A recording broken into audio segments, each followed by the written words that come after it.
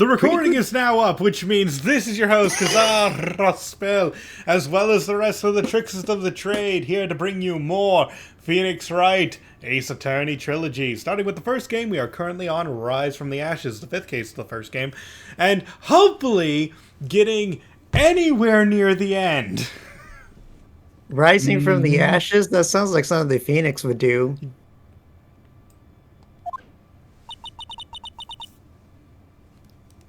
I'm so sorry, Mr. Wright. I'm sorry for what my sister said. Oh yeah, didn't she admit to everything? I think so. I don't remember, man. She's done that a couple of times now. Yeah, she has. Oh.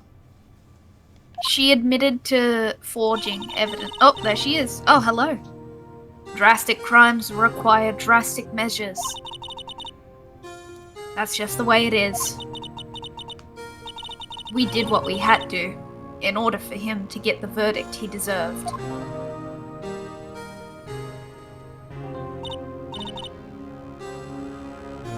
I didn't know.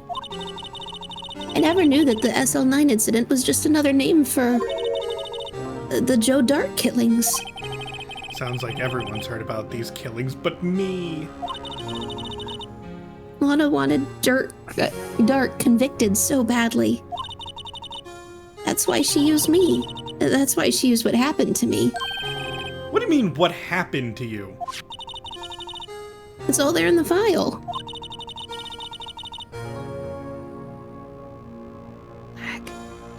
Joe Dark's last victim was prosecutor Neil Marshall. Did we know that? We do know. Yeah, it's Yeah. right I think we learned. Yeah, I think that was something we learned at the. yeah, that was the big twist, right?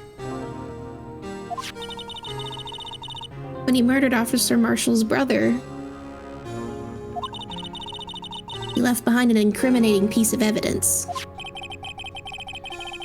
But what did you have to do with those killings, Emma? On the night prosecutor Neil Marshall was murdered, Joe Dark tried to kill me. What? He tried to kill you? Officer Marshall's brother, Neil, was only trying to save me. So that means you. Yeah. I was a witness in the Joe Dark trial. I didn't see that one coming. It happened 2 years ago, and it was right about this time of the year, too. There was a terrible thunderstorm that day, unusual for the season. I was alone in my sister's office. We were planning to eat dinner together once she finished her work. And suddenly, this terrifying man came bursting into the office. Joe Dark. It seemed like he was running from someone. He pulled out a knife and screamed at me. I didn't know what was going on. Just then, Prosecutor Marshall showed up. Jake Marshall's brother. Joe Dark tried to take me hostage. But before he could, Mr. Marshall tackled him. Then... What happened? I'll never forget it. Except you did. Lightning struck and the lights went out. Suddenly, a bolt of lightning flashed outside the window, lighting up the office for an instant. What I saw then burned a permanent picture in my mind. I can still see it now. A permanent picture? I don't remember the moment when Dark stabbed Mr. Marshall. So you weren't able to testify about that?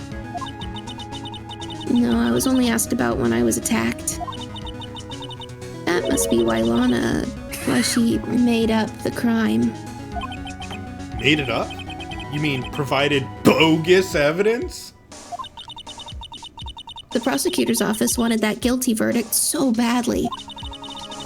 Lana forged the evidence and Mr. Edgeworth used it. Edgeworth? Yes, but I'm sure he didn't know anything about it. He couldn't have known he was being given false evidence. Even so, that's when it all started. The rumors about Mr. Edgeworth, I mean. It's all my fault. I could have just testified properly, none of this would have happened. So it's true, even though he may not have known it. Edgeworth really was involved in falsifying evidence. After that case ended, Lana was never the same. She became cold like she is today.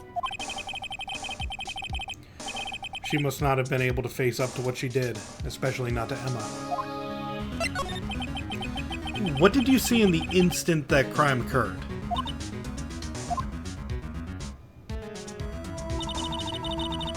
Dark knocked down Mr. Marshall and raised his knife.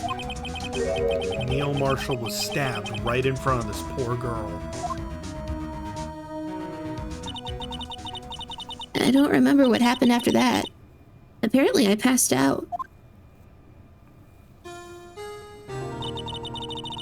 When I came to, Lana was cradling me in her arms. Poor Emma. You've been through so much.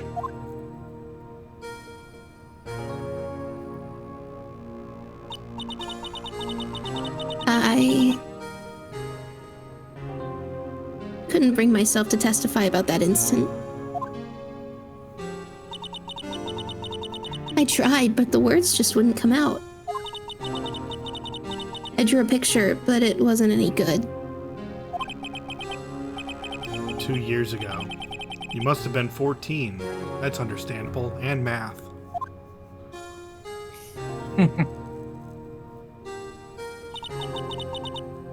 Once it was all over, I made up my mind. I decided that when I grew up, I'd become a scientific investigator. I want to be able to fight crime with my testimonies. And find the evidence to make an airtight case. That way, Lana would never have to forge any. I see. I think I'm finally starting to understand what makes Emma tick. But there's still something that bothers me about that crime. There's something that's puzzling me, Emma. What is it? You said you were in Lana's office at that time, right? That's right. Why then would a serial killer come running in there? Not only that, but he was being chased by a prosecutor? Oh, there's no mystery there. Joe Dark had been taken in for questioning that day.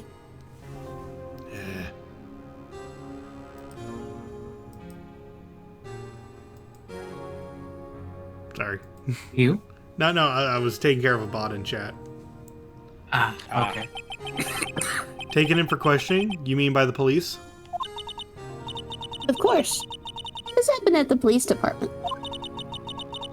He tried to run away halfway through the interview and fled into my sister's office. But why did he run all the way over to your sister's office? Because the detective's offices and the questioning room are right across from the elevator.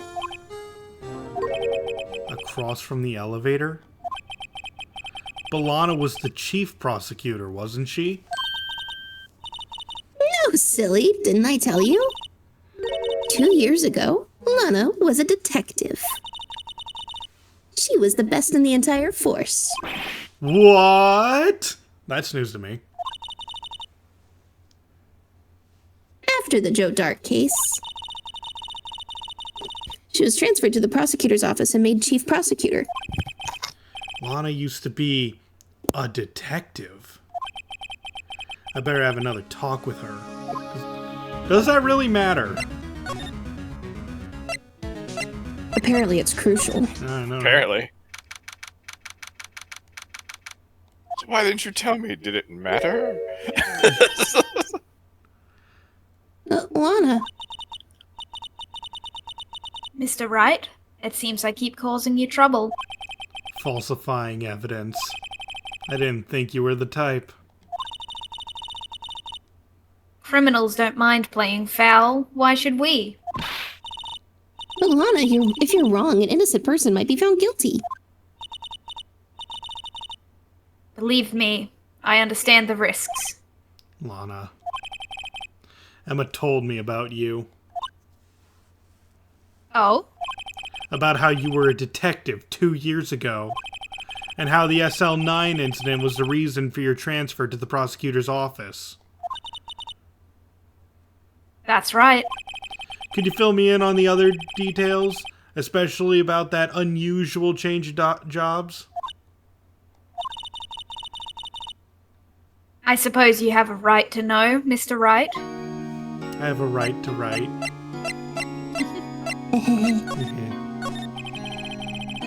A lot of revelations were uncovered at the trial today, not the least of which was the fact that this case is largely connected to another one 2 years ago.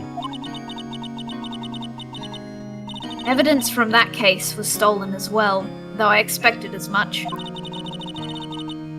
I know how obsessive Officer Marshall can be. That trial, it really wasn't fair, was it? I believed in you, Lana. I believed that no matter what happened, you'd always stick to the truth. It couldn't be helped, Emma. At that trial 2 years ago, I sold my soul. Well, all drama aside, the fact of the matter is, at 5:15, there was no murder at the police department. Tell me it's not true, Lana. What the witness, Miss Starr, said. About you stabbing Mr. Goodman with a knife. Lana, I don't understand. Why won't you tell us? Emma, this doesn't involve just me. I don't think I've ever seen Lana look so phased before. It's true. I was a member of the police force 2 years ago. She was amazing. They still talk about all the cases she and Chief Gant were cracked together. Chief Gant? He was the deputy chief of police back then, but he still worked the crime scenes. Damon Gant. He was everything I aspired to be. They were the best team ever. They solved crimes before the reports could even be filed. Emma really idolizes her big sister. But now you're chief prosecutor. What happened? I always planned on becoming a prosecutor. The reason I became a detective was... You gain experience investigating crime scenes so you could use that experience in court, right? Gant's help in the SL9 case was crucial to its resolution. After that, he became chief of police and arranged my transfer to the prosecutor's office. Maybe I should ask more about this investigation of theirs 2 years ago. 2 years ago, I was second in command at the detectives investigating Dark. Second in command? That means the investigation lead was Damon Gant, right? Yes, Deputy Chief Gant and I shared the same office and the same investigations. They even had the same office. We led a team of the best detectives on the force. Detective Goodman, whose case it was, Jake Marshall, and Angel Starr. It was the first time Marshall worked with his brother. He was quite gung-ho. Without a doubt, Joe Dark was the serial killer. We asked him to come in for questioning. We were desperate for evidence. I mean, his name was Joe Dark. That was when his final murder took place. When he tried to murder Emma. Prosecutor Marshall was trying to save me from Dark. You see, the first person who happened upon the scene of the crime was me. Now you tell us. Damon Gant and Neil Marshall were the ones questioning Dark that day. The investigation was in its final stages, and Dark must have suddenly panicked. So he waited until Gant and Marshall let their guards down, then fled the room. From there, he ran straight to the office shared by Deputy Chief Gant and myself. That's where he found me. So you were the first person to run this to the scene, Lana? It appears so. I was filing some papers while Gant and Marshall were questioning Dark.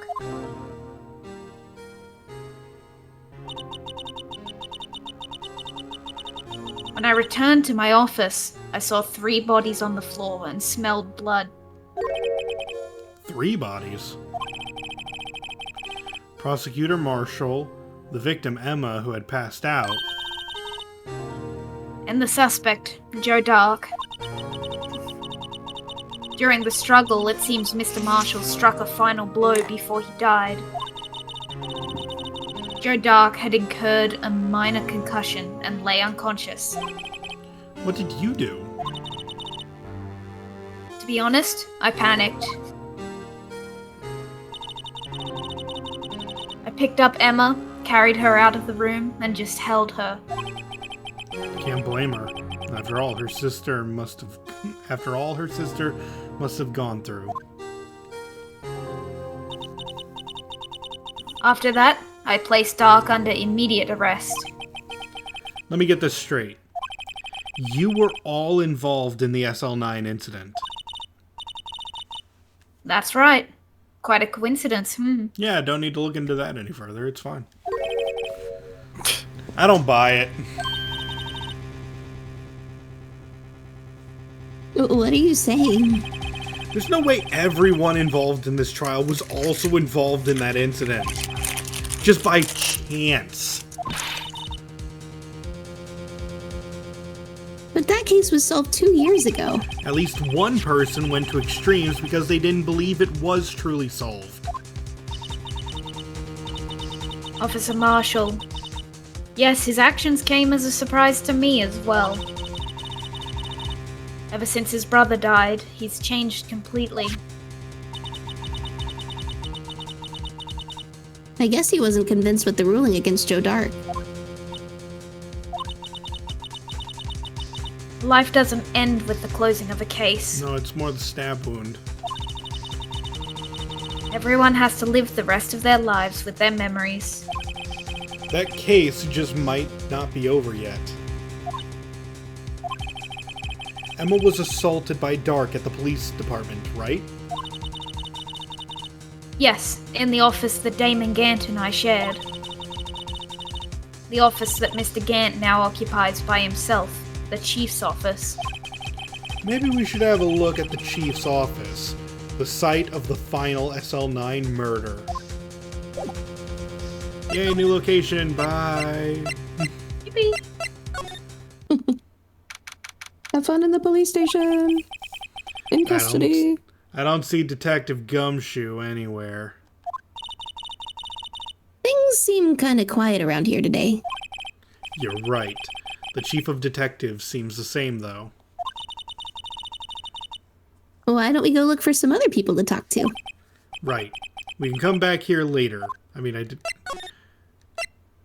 Okay, I guess we had to go over here.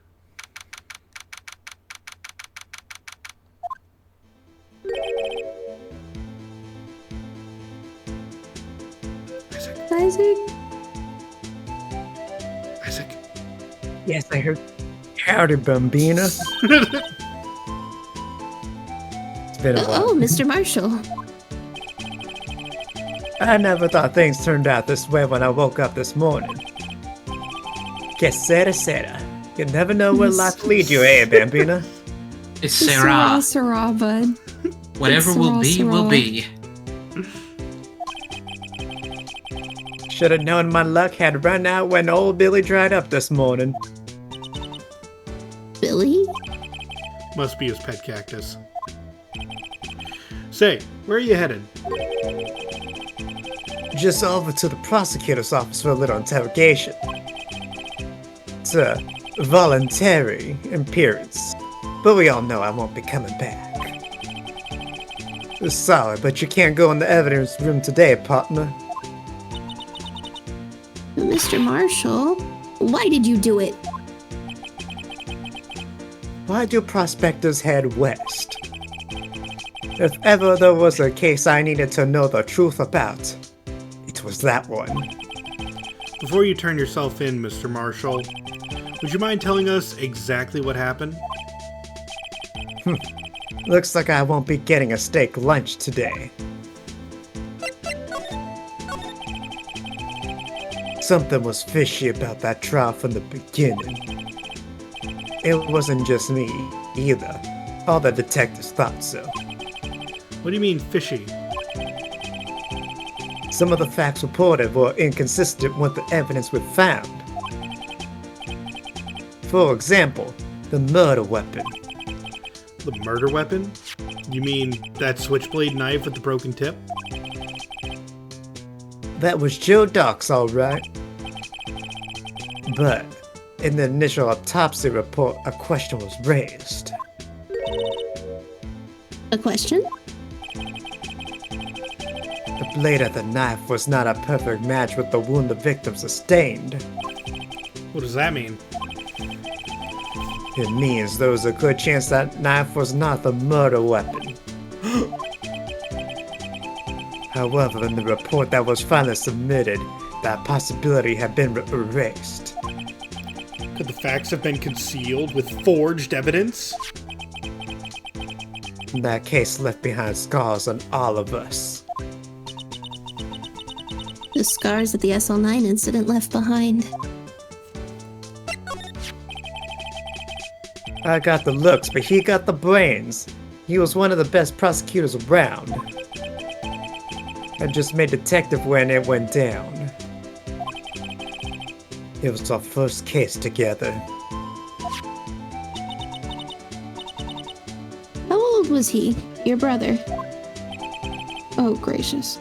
He was What's 27 at the time. He was awarded the highest honor that very day. The highest honor? You mean the... King of Prosecutors. I knew it. What are you looking at me like that for? That's an honor for a prosecutor. Mr. Marshall must have really been close with his brother. The day the SL9 incident took place, that wasn't the same day as... That's right. It was the day of the evidence transferal. Interesting. It was drizzling that morning, and by nightfall, there was thunder. I can't believe 2 years have gone by already. I tried to steal the evidence so the case wouldn't die. Apparently someone tried to stop you. Detective Goodman was murdered, and the evidence locker was empty.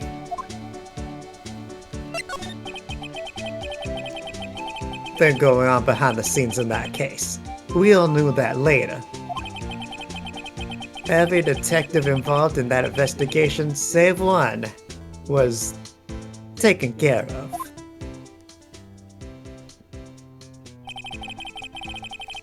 Miss Starr was fired and I was demoted and boxed away in a tiny room. What about Detective Goodman? If they did something to him too, the commissioners would get suspicious. No, they were careful enough not to be too obvious. They? Who are you talking about? Don't get upset, Bambina. I mean Damon Gant and Lana Scott. The investigation led Damon Gant and his second-in-command Lana Scott. There wasn't a person on the force who hadn't heard of that duo. That case was the biggest step in both of their careers. After the case ended, Lana transferred to the prosecutor's office, right? Yeah, Damon Gant, the new chief of police, arranged for that to happen. She's never been the same since she left. Everyone who knew her said so. Chief Prosecutor Scott was totally different when she was a detective. Now that he mentions it, Emma said something like that too. Tell me what happened to my sister. Sorry, Bambina, but her secret is too well guarded. I never found out. Lana's secret. It all started 2 years ago. At least 5 years after her death, I guess. So there you have it. That's my story. Did you enjoy it, partner? It was certainly enlightening. There's one thing for sure I found out on court today. That boy Edgeworth isn't my enemy. He was the one who used falsified evidence to get a guilty verdict.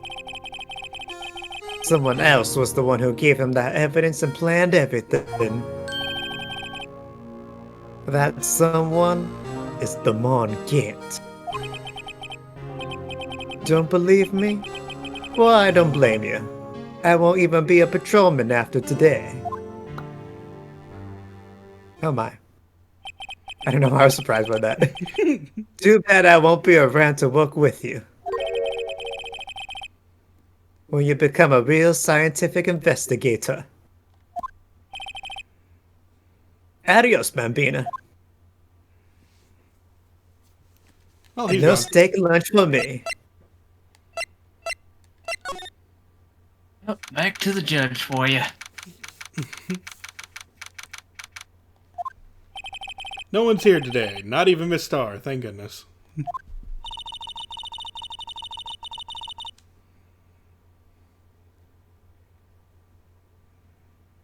Emma?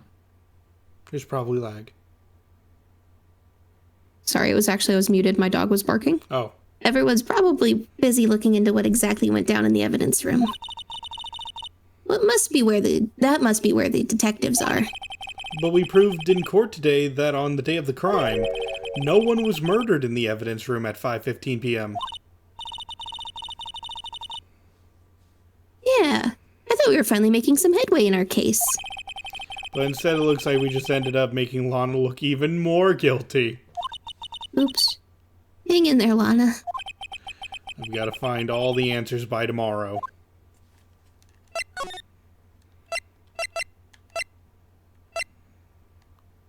Where's the dude's office?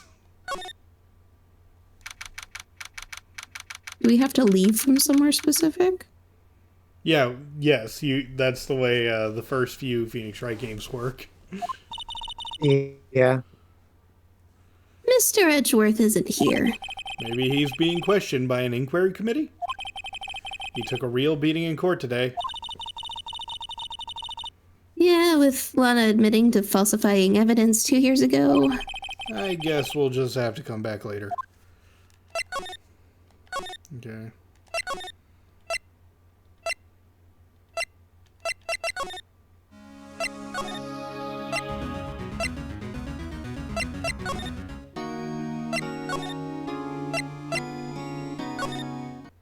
Oh, apparently we do. Okay. This place is always pretty empty, but today it's deserted. That must mean everyone here is busy solving crimes. This was me, wasn't it? Yep. Oh, if you're looking for the others, they're all in the conference room. Thanks. Wow, he actually talked to us. With the chief prosecutor saying what she did and the decision about what to do. About Mr. Edgeworth. Not to mention our statement to the media and tomorrow's trial. There's more chaos going on than Thanksgiving and Christmas put together. I think festive is the word you usually use for those. Sir, we'd like to have a look around Chief Gant's office. Just use the connecting hallway to the other building and take the elevator to the top floor. Really? You mean it's okay for us to go in there? I mean, we weren't police officers or anything. Hey, you're right. You can't go in there. It's off limits. Dang it. Oops. Now I see where Detective Gumshoe gets his unique charm. Well, what are we waiting for? Let's head to the chief's office. Oh no. Just disregard it. Who cares? He's all, oh my god. It's so dramatic. Why is there an organ? To play the Well, music. where else would? You mean you Yeah, don't where just else would he have get his theme song from? Just put Oh, a pipe where am You I? don't actually have an organ in your office? In the chief's office, silly. At least that's what it said on the door. Check out that pipe organ. That's real, isn't it? Hey, I used to take organ lessons in kindergarten. Do not. We're not supposed to be here. Is Emma rich They or used to something? call me Little Miss Buck. I thought I was a genius until they tried teaching me notes.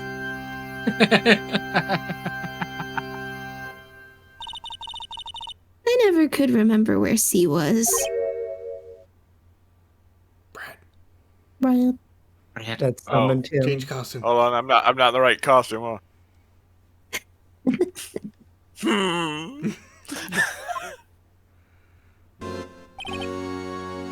Oh, it's you two.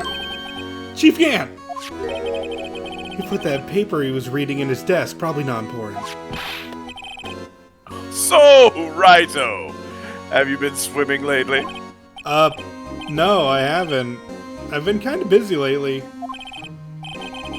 I can appreciate that. I've had my hands full too with Mr. Marshall's misconduct. And Lana's provocative statement. Provocative statement? Oh, you mean about the forged evidence? 2 years have passed since that incident. My, how time flies.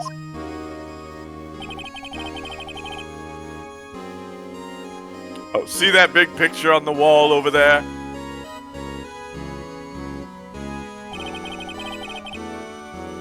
That's a picture of Lana, Neil, and me. Yeah, okay.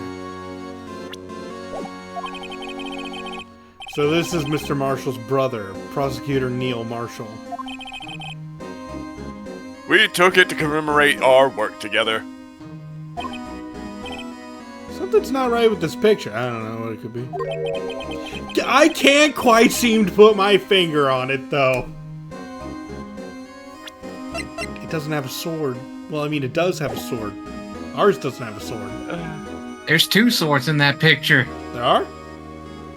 Yeah, look right in front of Lana. Oh, I thought that was a sort of spear. armor. I don't know.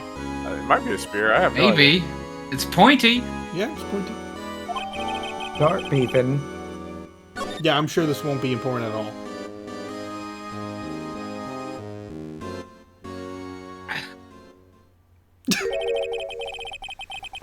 Anyway, I'd like to reminisce all day, but there are matters that need my attention. I'm going to log up here, so let's go out together. Oh.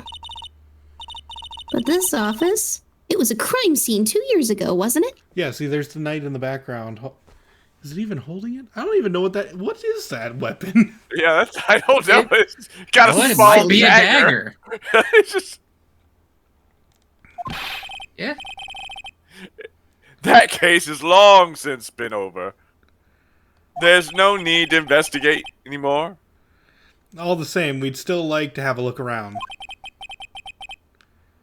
Perhaps you didn't hear me. I said there's no need to investigate anymore.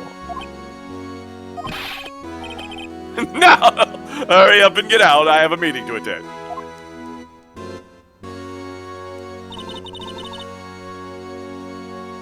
Looks like we aren't welcome. It seems that case isn't over with yet after all. What do you mean? Chief Gant denied our request to search the crime scene. That means there must be a reason he doesn't want us looking around in there. You mean like a clue? There's gotta be a way we can get inside the chief's office.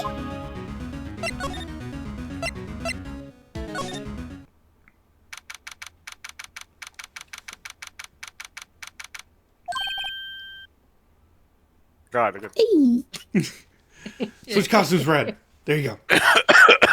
Hey, pal!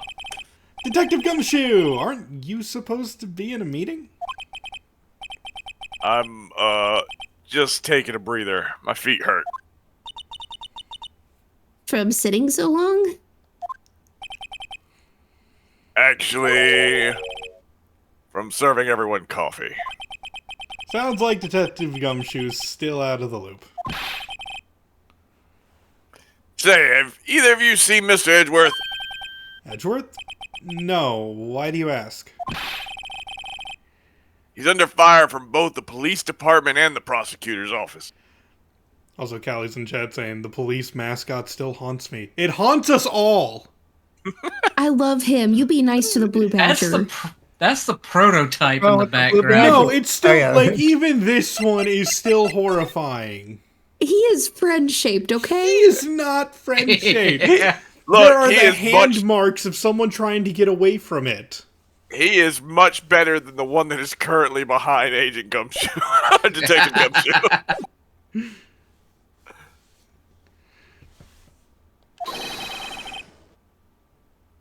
It's almost like the battles between you two in court. That sounds serious. Is it because of what my sister said? That's basically what it all boils down to. That falsified evidence 2 years ago. Now Mr. Edgeworth has a whole world after his blood. Yikes. I mean, everybody wants to feel wanted. But why would Edgeworth be blamed? It's not like he knew the evidence was forged. Phoenix. Sweet Phoenix. The word of the day is scapegoat. That's one of the words. Anyway, Lana Sky is the guilty party here, isn't she? You shouldn't be saying that as the defendant's lawyer. Regardless, a prosecutor is responsible for the evidence they present in court. Not only that, but as you know, there's been a lot of rumors going around about Mr. Edgeworth. He's amazing. His amazing talent as a prosecutor kept him safe from those who don't like him. Look, I'm just throwing it out there. Yeah, I mean, we're trying to say Lana didn't commit murder, but we are like, but to do that, we were saying, oh, she forged evidence, did so many crimes, probably jaywalked 3 times, but not murder. How did Phoenix Wright become a lawyer? His boss died, he had to take over or not get paid. No, we actually went to law school. I just say it. We took But over now the with office this- after she died.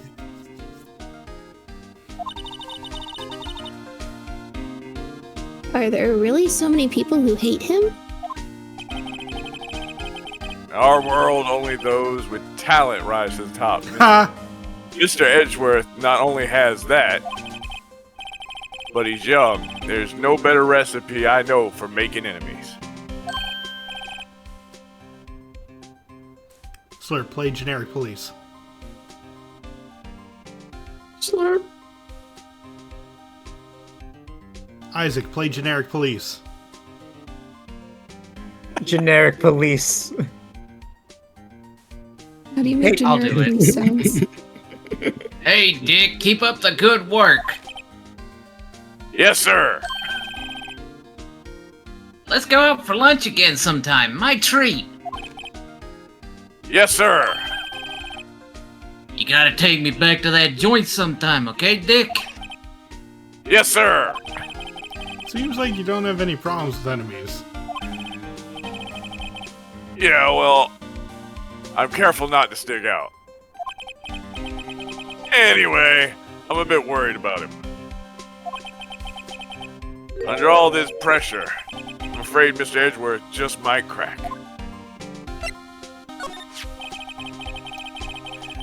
Actually, I took a look at the file earlier while the coffee was brewing. He seems genuinely concerned for Edgeworth. Well, did you find out anything? The only evidence Dark left behind was during his final attack. His final attack? You mean... When he killed Prosecutor Marshall, who was trying to protect some girl.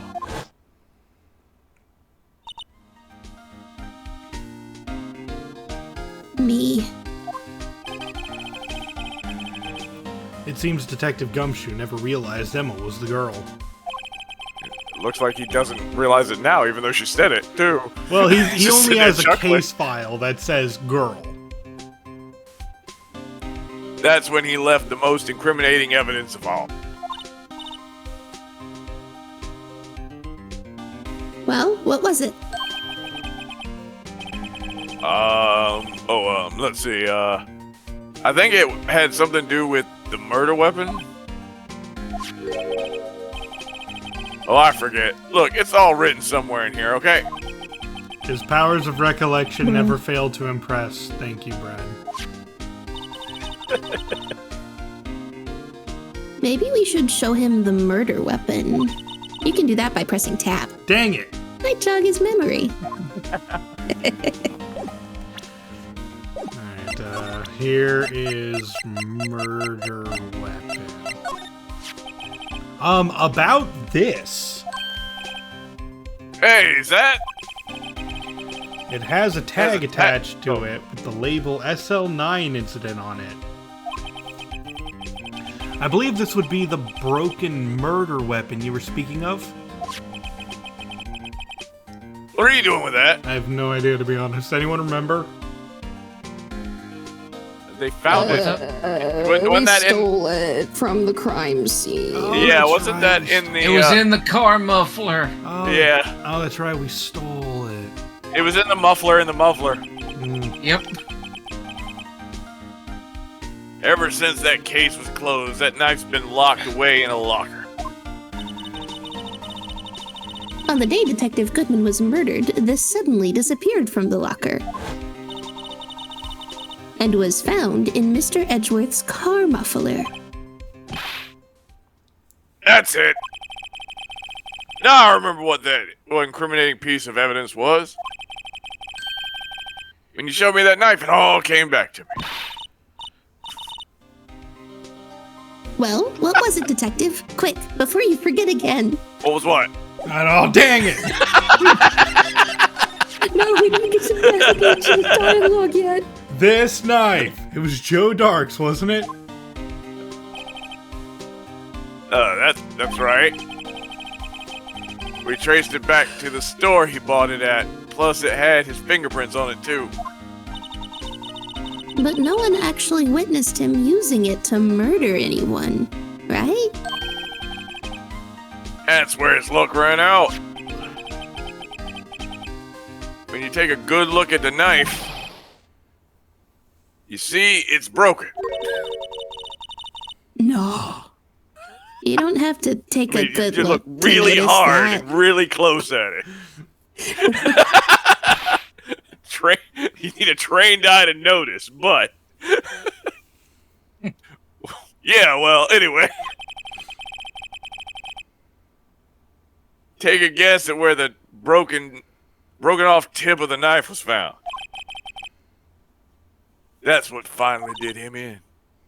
Where was it? The victim, Neil Marshall, was carrying it inside his own body. It was found deep inside the stab wound. Did it match Dark's knife? You bet, down to the last fiber. That's pretty conclusive.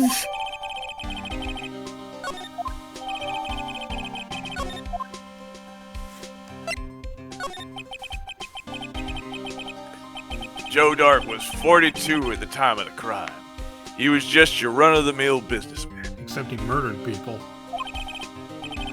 again, run-of-the-mill businessman. Fair enough. A businessman. What made him take to killing more people than usual? One day on his way home from work, he hit somebody with his car.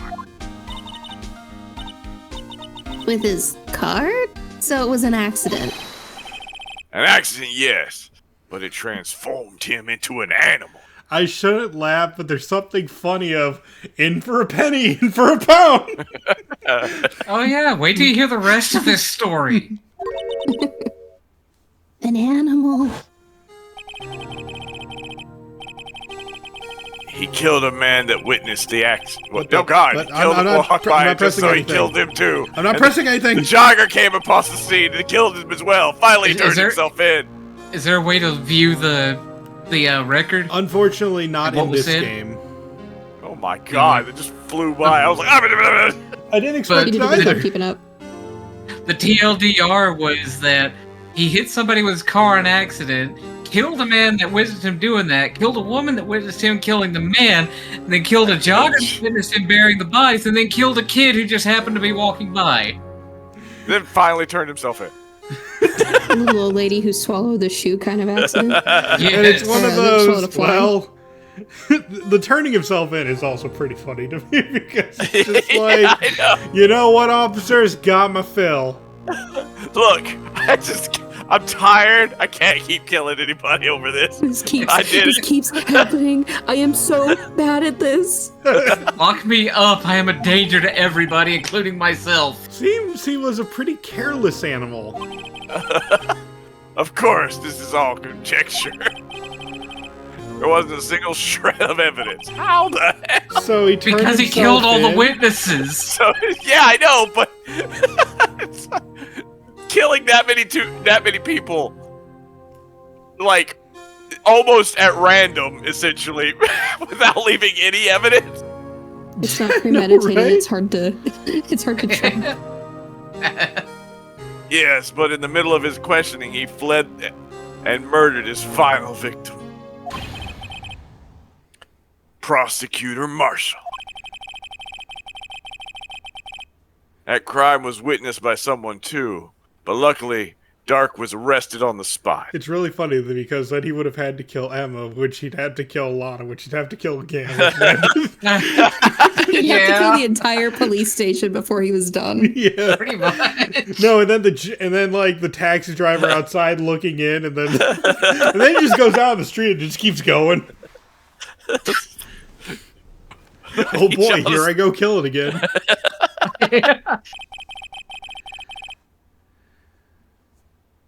It's a good thing that last witness wasn't killed. That last witness. AKA Emma. And there you have it in a nutshell. That's all I know. Can I ask you one more thing? All I know. That was good.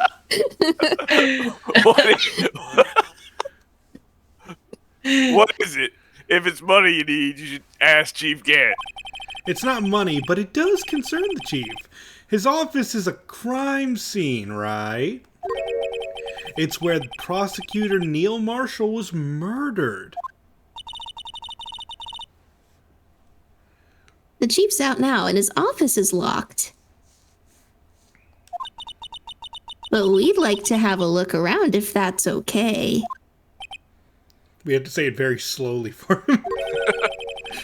Well, any detective's ID card can unlock the door. What? Really? But if I let a civilian in there, I'd be charged with breach of trust. Breach of trust? Simply put, I'd be canned. Oh. Sorry, pal. I don't plan on getting fired because of you. How about this ID card? It was Detective Goodman's. Why would you show me that?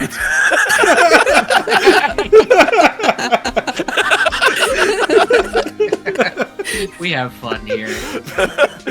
That won't work either. The data was deleted the day he died. I just love that we announce crimes.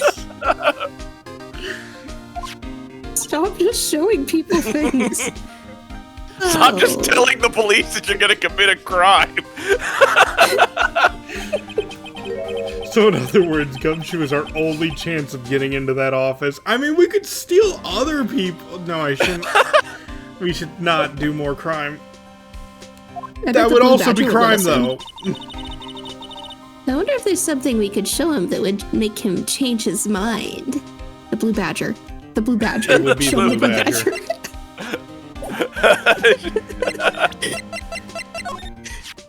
This guy almost Well- made us lose the case today. What are you talking about? He was guarding the bloodstain on that evidence locker with his life. That's more you could say about most officers nowadays. It would have saved us a lot of trouble if he hadn't guarded it so well. I have to admit, he's right, though. Thanks to the Blue Badger, we were able to prove another possibility today. The possibility that another murder took place prior to 5:15 p.m. Yeah, that didn't help. The photograph? Nope. Aww. The Blue Badger is friend-shaped man. Don't do this to the Blue Badger. Oh god, where'd we go? Maybe we can ask him if we can borrow Missile again.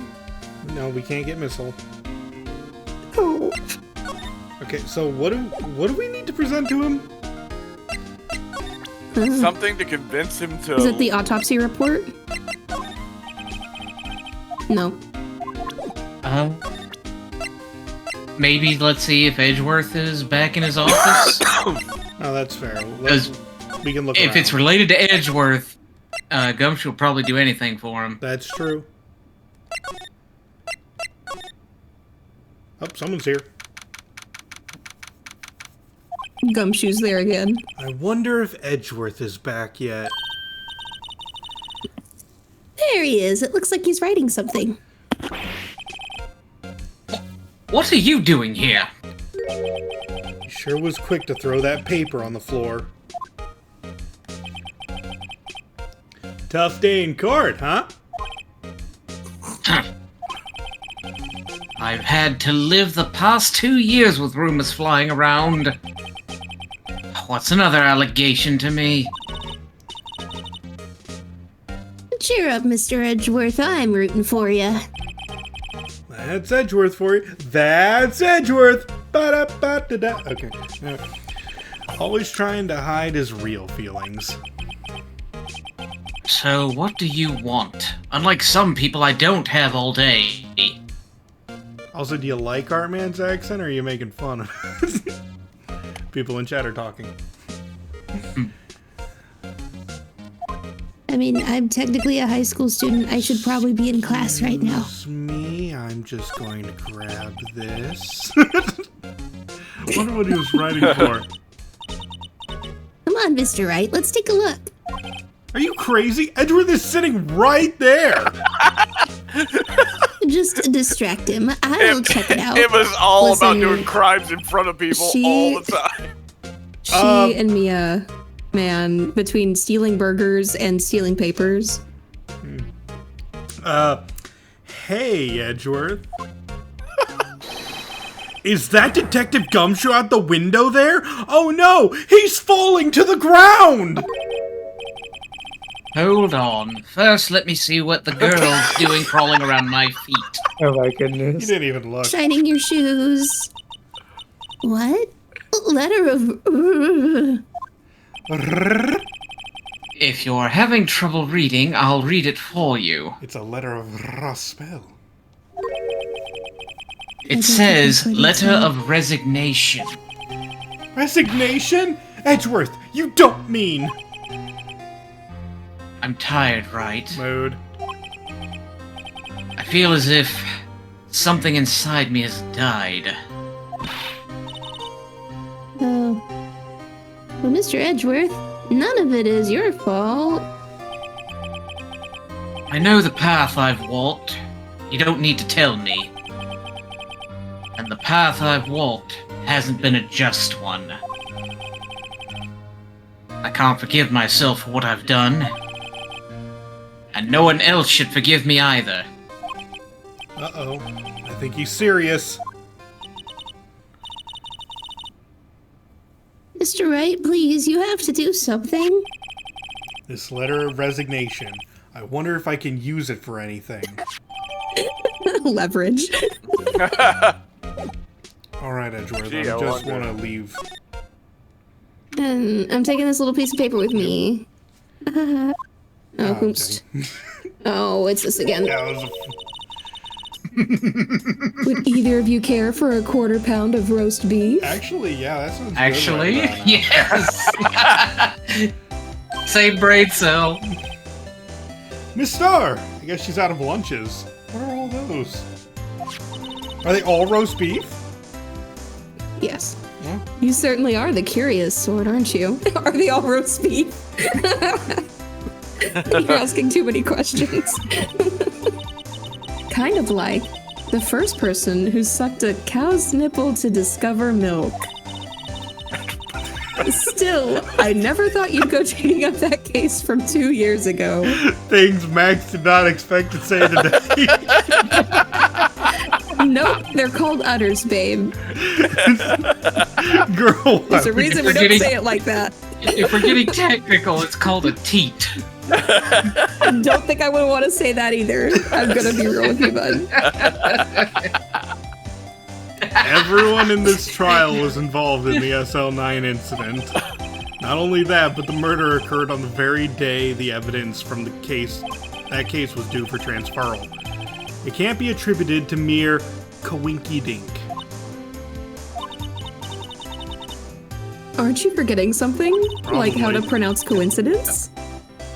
You know that little scene I happened to witness? The instant Lana stabbed Detective Goodman with a knife. No matter how much of the past you dig up, it won't change what I saw. Roast beef is meant to be savored when eaten. Okay. Miss Star's hatred towards Lana. It all dates back to 2 years ago. Okay, I was just joking. Let's go back to Edgeworth. Thank you.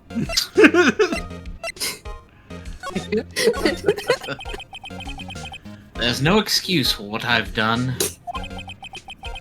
2 years ago, I used false evidence to obtain a guilty verdict.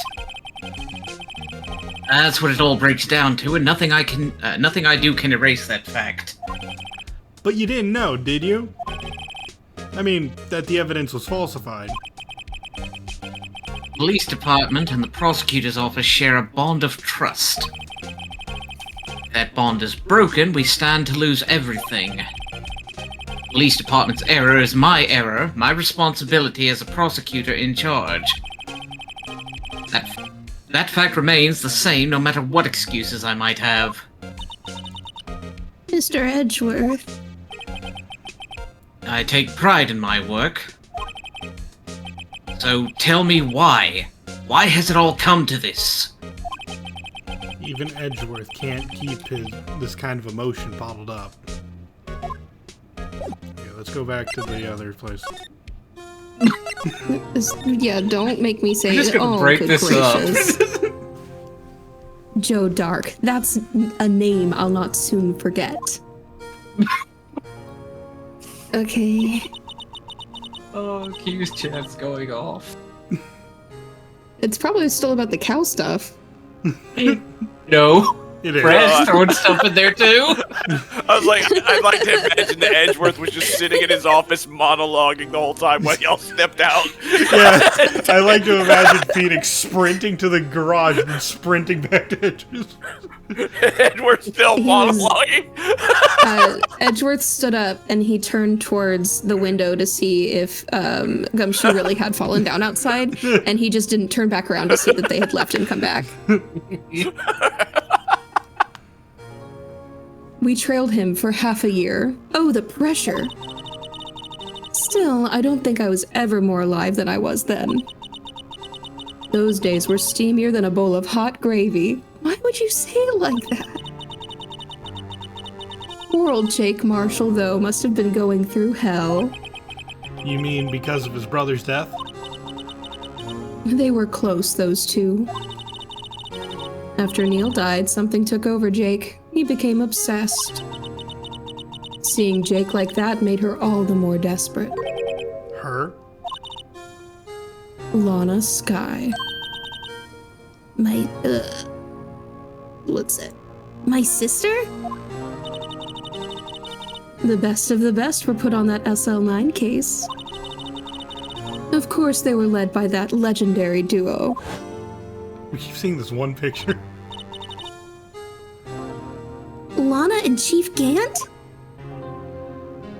Okay, hold on. Really? Alright, Edward, tomorrow's trial. Are you up for the trial tomorrow?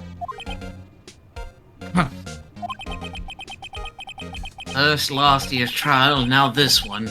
Seems all you do is worry about me. I also do laps. To be honest, you're getting on my nerves. But Mr. Edgeworth, you can't just walk out on the trial. Want a bet? Tomorrow's the last Watch day. me. It's too late to change prosecutors. I'll bet that's what my superiors are banking on. I never thought that case would come back to haunt me like this. What do you mean? The list of evidence, it seems too short. Most lists run twice as long. It's only half as long as most lists? That is odd. After Neil Marshall was murdered, I became prosecutor for that case. I may not have been part of the investigation, but I knew what I had to do. Use the evidence I was given to prove the suspect guilty. That was really the only thing on my mind at the time. To say, we just saw a picture taken around that time. That picture. Something seems strange about it.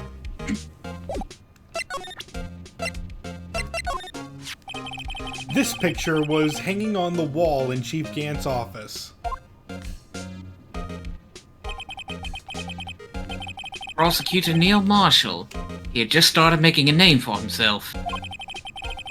Looks like this was taken when he received the King of Prosecutors trophy. Speaking of that, there's something that bothers me. Yes? The trophy Mr. Marshall is holding... it's a little different than yours. Yes, you're right. I remember now. Remember what? That was what the official prosecutor's trophy looked like until 2 years ago. Ah, that's suspicious. There's a story behind its design. I thought, like, you know, the design change would have been to, like, honor Neil or something, but who knows? I don't remember. I do. A story. Sounds interesting. Would you mind telling it to us? It's simple, really. Contradiction. That's what the award's based on. Alright, hold that thought. Right, off to brew another cup of tea. That legendary pair was the reason we were able to keep up our investigation. That's why we were so shocked over how it turned out. You mean with the forging of the evidence? Don't get me wrong, Joe Dark got what he deserved. Still, it was obvious the evidence produced in court was being manipulated. Items our team never found would suddenly appear while other items were kept secret. But you don't have proof anything illegal was done. I'm proof enough of what happened. That's not how that works. After that case, all of us, save Goodman, were relieved of our duties. Most without even so much as an explanation. Then, Lana Skye transferred to the prosecutor's office and became chief prosecutor. Lana always wanted to be a prosecutor. Nothing's quite as simple as it appears. Huh? Lana Skye was merely being used as a pawn. That's my take on the matter. She was being used? Okay, hold on.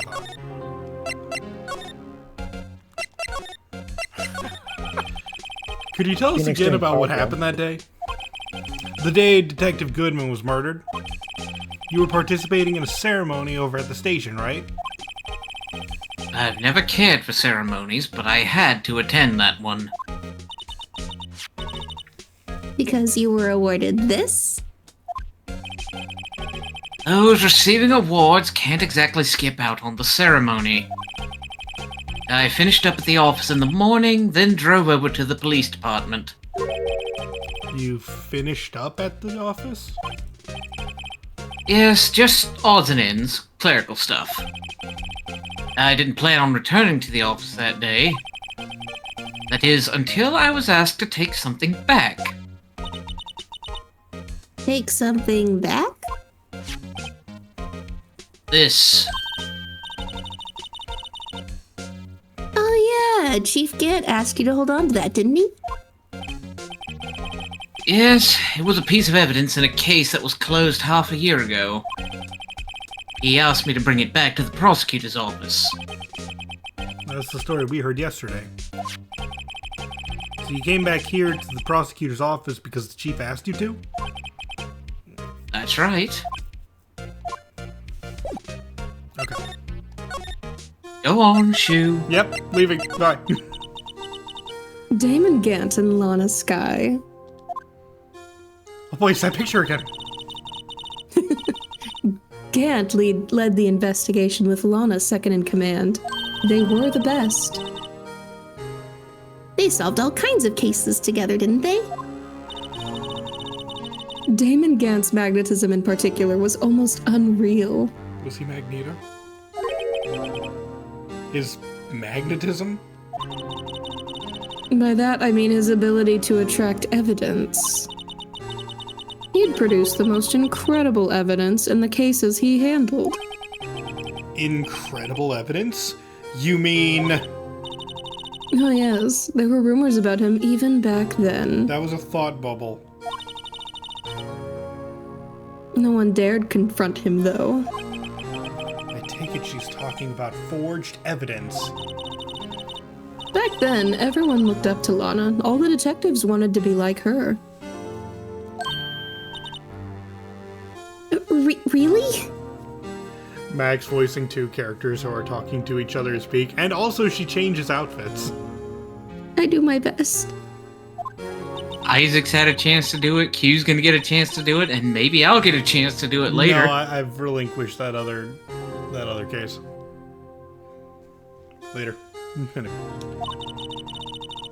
She hated anything crooked and always watched out for the other detectives.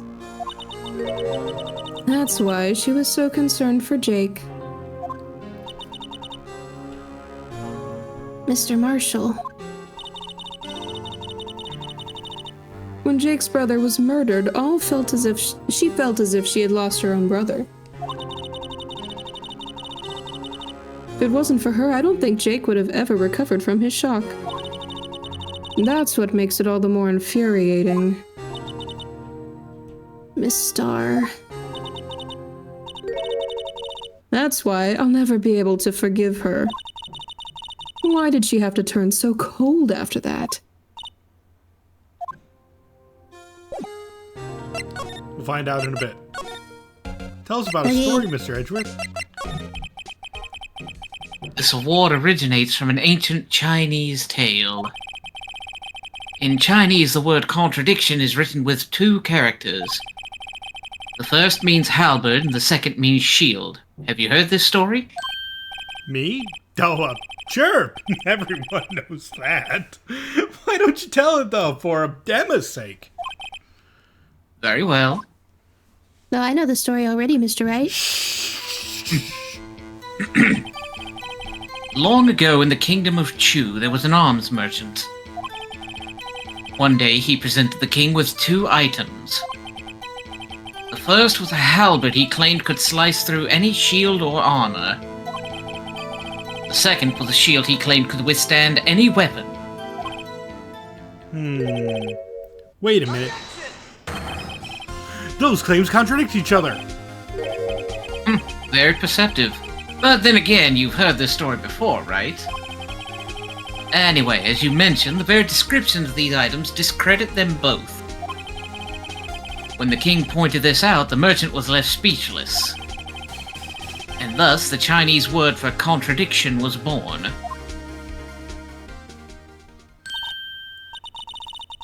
I see, so the chip shield and broken knife symbolize... Precisely so. They symbolize the merchant's items. Both of them shoddy. The ancient tale ends with the merchant at a loss for words. But it's in our nature to pursue matters to their conclusion. Even if it results in something as ugly as this. Wow, thanks, Mr. Edgeworth. I learned something new today. That's funny. If that's so, then why were you only given a shield? You'll have to ask Chief Gant. 2 years ago, he had the halberd part of the award abolished. Oh, that's convenient. Chief Gant?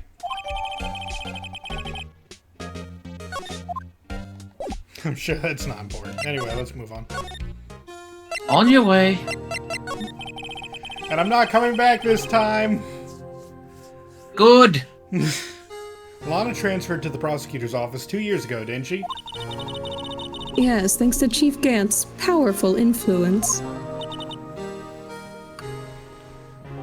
Chief. That's right, having solved the SL9 case, his position as chief was secured. There is only one thing left for him to control. And then no one could stand in his way. The prosecutor's office. What? You mean that's why Lana was transferred? If he could control the chief prosecutor, he could control the prosecutor's office. That must have been his goal all along. But how could he control Lana? I don't know, but one thing's for sure. Ever since that case ended, she's never been the same. It's only logical to conclude there must have been a reason for her change. At last. I'm finally getting close to the bottom of this ugly mess. Thank you, Miss Starr. You listen to me, rookie. It takes more than just ingredients to create fine cuisine. I hope you turn out to be a better chef than I've been. That's concerning. She hands You're out serving lunch. food, ma'am. Yeah, I know, she makes food. For a living. So, Q, how much of this was planned? What? This back and forth? None. I just did it and no one called me out on it. Oh, I was silently judging you. I actually ran to Angel Star, not because of that. I wanted to skip immediately to Gumshoe. I know. Because we have an item. Oh, you're back. Yep. You're still here? What? I gotta make 150 copies of these files. Good lord. You Brewing know how to work the coffee, copier? copying files. I'm turning to a regular DJ. DJ? Desk jockey. Oh. You're a DJ as well? If I'm not mistaken, I think he means desk jockey. Okay. I'm used to disc jockey. Mm-hmm. Oh, that DJ. That's a nice job. Noted. I gotta admire your persistency, but my answer's still no. I'm not letting you into the chief's office. Period. It'd be my neck on the line. That office is the last crime scene in the SL9 incident. I have to take a look in there.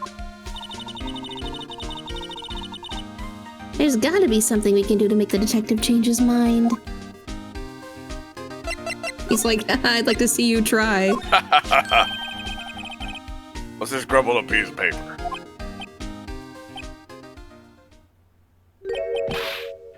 No way! Mr. Edgeworth can't be serious. Is he ever not serious? I can't believe they pushed him this far. Mr. Edgeworth really feels responsible. When I first met him, I thought he was cold as ice too. But I know different now. He trusted us detectives to provide him with sound evidence. We betrayed him. Detective? That's it. I've made up my mind. But Here, take my ID card. You can't do that! If someone found out! here, gimme. They wouldn't let you off the hook with another lost item report. How are you upset about doing crimes now? Look at me. It's no secret I'm already out of the loop. After all, I'm friends with Mr. Edgeworth. It's doing a lot of heavy lifting. I'm just saying that. Yeah. He didn't even look out the window when he thought you fell. Yeah. Maybe not tell me that. Gumshoe's dead again. Depending on how this case turns out, I may already be as good as Terminator. What? So at least let me do this, for Mr. Edgeworth's sake. Alright, detective. Thank you. Yay! Time to crime! You get caught with that, I'll just report it stolen.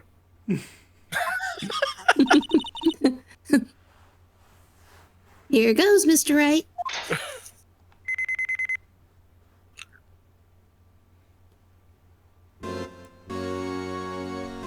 Oh boy, I should immediately play the organ and alert everyone that we're here. We're in. Do you think Actor he voice. plays it in general when everyone just knows? Like, everyone outside just knows? If How anyone heavy? finds us now, How heavy are organs? And also, it's probably not on the first floor, is it? Okay, first off, insanely heavy. You don't bring it in all at once. It's made of Yeah. many pieces. You No, if assemble- it's not on the first floor, then he's right. It really shouldn't be here because floor strength. Just crashed through. Yeah, it's gonna fall through to the bottom floors. Well, I would say it can't be. The floor looks like it's made of stone. Yeah. Also, weight And to be- distribution wouldn't make it that bad. To be fair, there hasn't been any mention that there are any floors to this police building, just the prosecutor's office. I mean, there's the image of the building from the outside. It's a multi-story building. Also, For sanity's like, sake, I'm gonna say this is the first floor. Yeah. organs are pretty big, so the second floor would have to be like a lot higher. Also, I don't think that's the same building. It didn't have any windows like that. Yeah, why is it built Put like them a in church? custom. That's actually looking into the office next to them. They have to keep their lights super bright for the aesthetic. Anyway, Who Detective built Gumshoe's the gone. chief of police?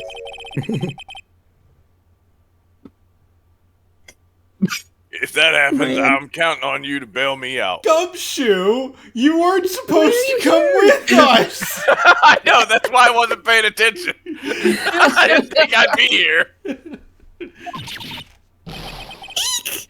Yeah! And then you get slapped again. Sorry, I thought you were a ghost. I didn't even know you could slap a ghost. Ah! Detective Ghost, why did it take you so long to realize? Why didn't you react when she smacked me? Detective Ghost. What are you doing sneaking up on us like that? I wasn't sneaking. I was just worried something might go wrong. So I came too. If you were here, then what's the point of giving us your ID card? Oh, I forgot I did that. Gumshoe's ID crushed and rendered unusable in pocket. What? They don't do that in my car? I mean, yeah, you are throwing your plausible deniability out the window. I hardly ever get a chance to come in here. So I figured I'd have a look for myself. Besides, we're all in this together now. You really do want to get fired, don't you? Not if we're lucky. Now come on, let's see what we can find out. I've got a bad feeling about this. I mean, freedom is another word for nothing left to lose. Alright. Armor. This is the real deal, isn't it? This armor and these weapons? Sure is, pal. The chief doesn't care for imitations. First a pipe organ, now this armor. Do you know how many taxpayer dollars must have gone into this room? What? You mean we're paying for this? I mean, I'm a minor, so I'm not, but that's it. I'm not paying 1 cent on my tax. No, Yes, Emma, you say can't that. to a police officer. More crime! Tax evasion. More crime! More You're a crime! lawyer. You can't admit it to either of the people in this room. That's it, I'm doing more crime. Don't have any taxes to pay. Shh, be careful what you say. Who knows? The chief may be hiding in his armor as we speak. I don't think he'd fit in there. Even if he did, he'd never be able to get back out. Cut it out. You guys don't know how scary that guy can be. You can't use his phone. Fancy looking phone. I wanted to call for some pizza. Wow, look at the size of Chief Gant's desk. Any gum in there? Speaking of that, when we were here earlier...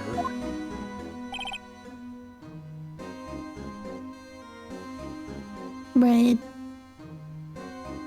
Oh, it's you two! Chief Gant! He put that paper he was reading in his desk. I wonder what he was reading. This looks like a list of evidence. A list of evidence? In most cases, the list runs twice as long as this, though. Hey, look at the case name. Huh? SL9 incident? Wonder what he's doing, what this is doing here. Again, probably coincidence. No, hold on, detective. What did you just say? I said, I wonder what... No, about the evidence list. Normally they're twice as long. That's right. I guess there wasn't a lot of evidence. A half-size list of evidence. How did Edgeworth never figure out page 1 of 2? The list of evidence. It seems too short. Most lists run twice as long. What would the other half of the list be doing here?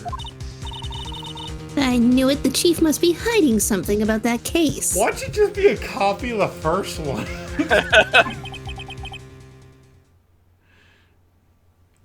It would appear so.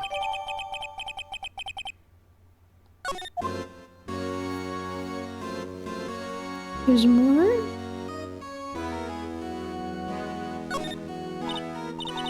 Wow, look at the size of Chief Gant's desk. We found this inside the drawer. A list of evidence from the SL9 incident. Mr. Edgeworth had the other half of that list. What would this list be doing here? We better look a little more into this list. Yeah, You can press tab. yeah, I did.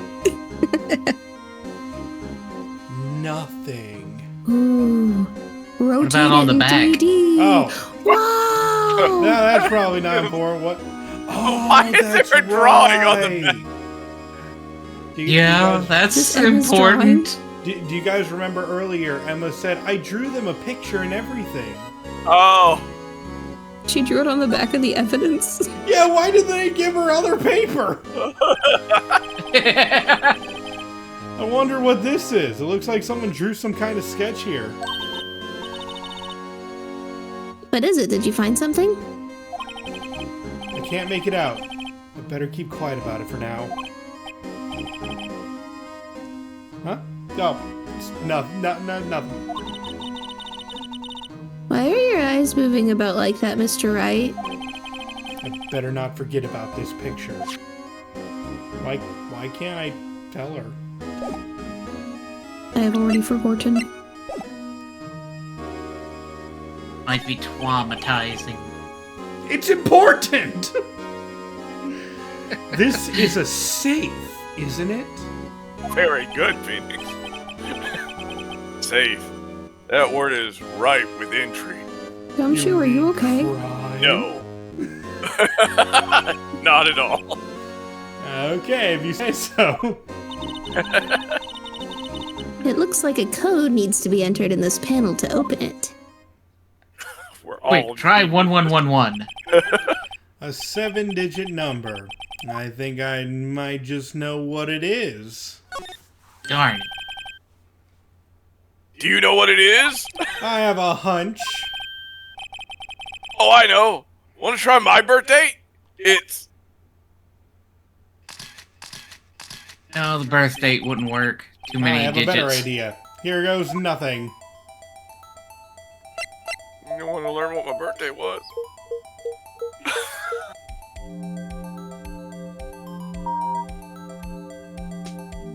Oh my god, that actually worked. Okay, I forgot. Okay. That's right. I just guessed. Yeah, it's all sevens.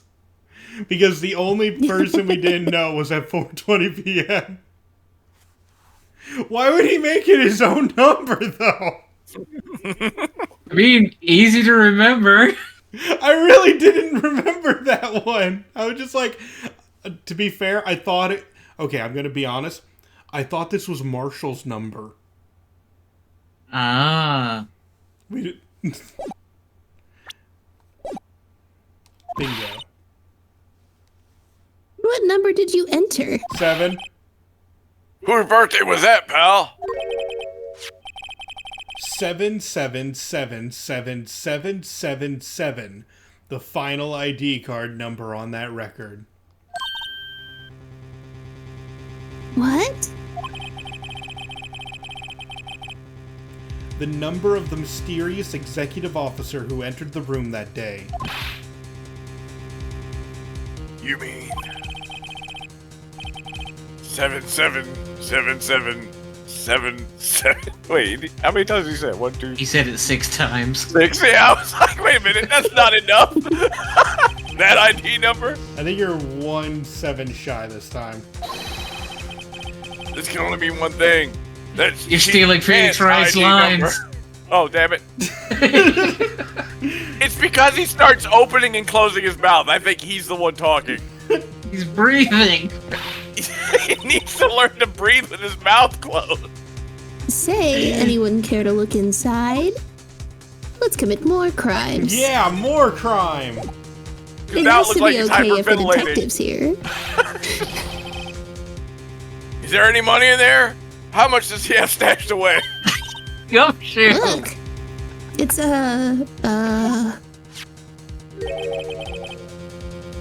Shard from a broken cup. This somehow looks familiar. Where have I seen this before? Gee, I Crazy wonder. Blue. There's something else in here too. What's this? It looks like a piece of leather cloth.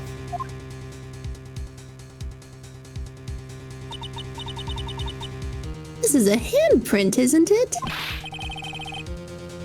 Hey, I saw someone wearing a shirt like that once. You think the chief made up its design? I don't think so. Oh, well, it was just a thought. Is that it? Just a thought? This is all that was in the safe? Look, they're very rare. Look, I have to say every one that comes to mind. There's no money. Also, again, why would you not, like, hide it in a second safe behind the organ? Or just not put it in your office? Well, no, he wants to keep track of it. I understand that. Then put it in your house? He could have burned it. Not in your work office? Where there are detectives? I know, right? Everywhere. Especially when your office can be open, the door can be opened by anyone. Any detective in the building can walk in there. And your combination is sevens. I'm not sure who's dumber, them or us. A piece of cloth with a handprint on it and a broken shard from a cup. They look like pieces of evidence. Oh. Dang it, Gumshoe! Sorry. Stop reading his mind. That's my job. Yeah, but unless you can prove they have something to do with this case, I'm afraid I can't just let you take them. After all, it's my neck on the line here. Great. Now I have to prove their relevancy to get them. How are these two items related to the SL9 incident?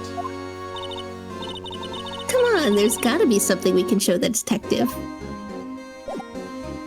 You can press tab. No, I have to hit present. It's different. Oh, okay. I thought we had to look at it first. That looks familiar. Detective Gumshoe, could you have another look at this jar? That's a jar.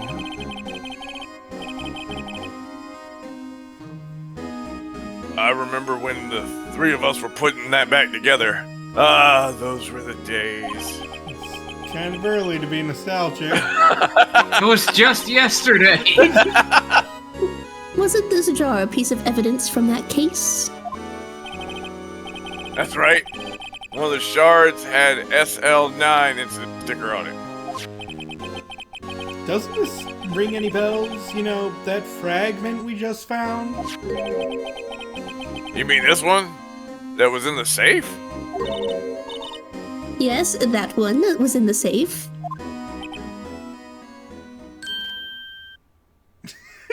Looks so proud of himself. I figured it out. Now that you mention it, it's ringing a lot of bells.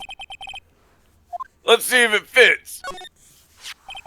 No, let's leave him be for now. Here, let me see that shard. I'll take a crack at this. I literally cracked it. We don't want to crack it.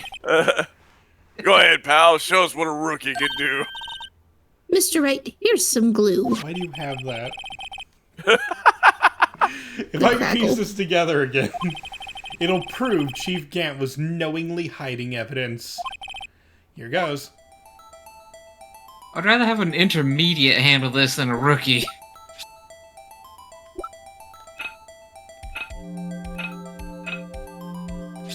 There you go. Yee! There, it fits like a charm. That, of course, means Chief Gant willingly and knowingly hid a piece of this jar in his safe. In other words, he concealed a piece of evidence from the SL9 incident. But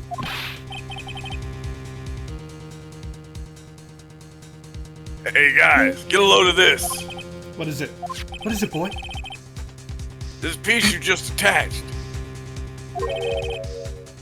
It's different from the others. How so?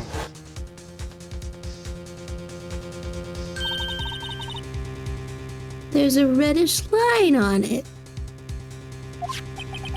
A reddish line?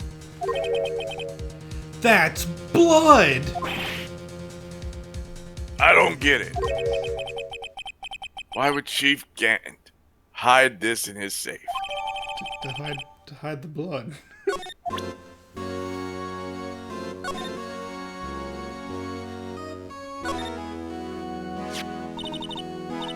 Hey, look here.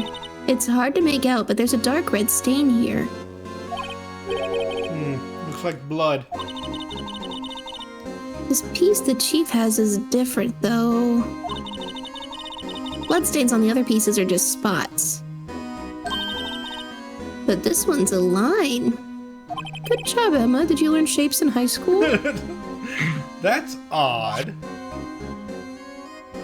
That's really all I have to say about that. Oh wow, that's weird. Guess we gotta look at something else now. Gumshoe, have anything else to say? Detective Gumshoe, I'd like you to have a look at this. Hey, I know what that is. So you want to take some fingerprints? That's a great idea, Detective. All right, go to town.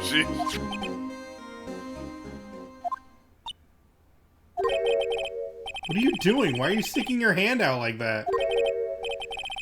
Go ahead, take my fingerprints. You do that with ink, Detective. It's not your fingerprints we want to take. Huh? Come on, this isn't the time for jokes. We're talking about that cloth we found in the safe. Oh, I knew that. The one with the handprint on it, right? Jeez, where's your sense of humor? Uh-huh. Apparently where you left your brain cells. It's never his turn with the brain cell. Okay, Mr. Wright, let's check for prints. Sprinkle the powder on the cloth. Then, once they've been absorbed into the prints, blow the rest away. Oh man, you gotta use the What microphone. are you, my mom? I don't have to be told a million times. She's inside Phoenix voice. Alright, let's get this over with. Wow, I sound so enthused. Yeah.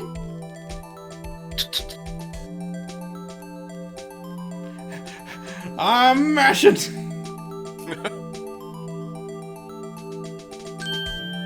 Well, that's not useful. What kind of result won't be any good for matching prints, will it? But it doesn't look like we'll get a clearer result from this print. Okay, let's try a different finger then. About the thumb. That looks partial, but I'll go for it. Yeah, you remember this on the DS. Yep.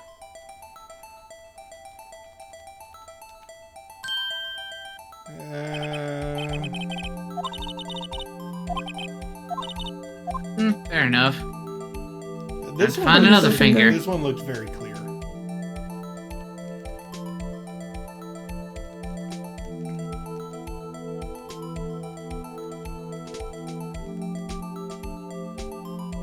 How's Ooh, that not yes. good enough? Lovely.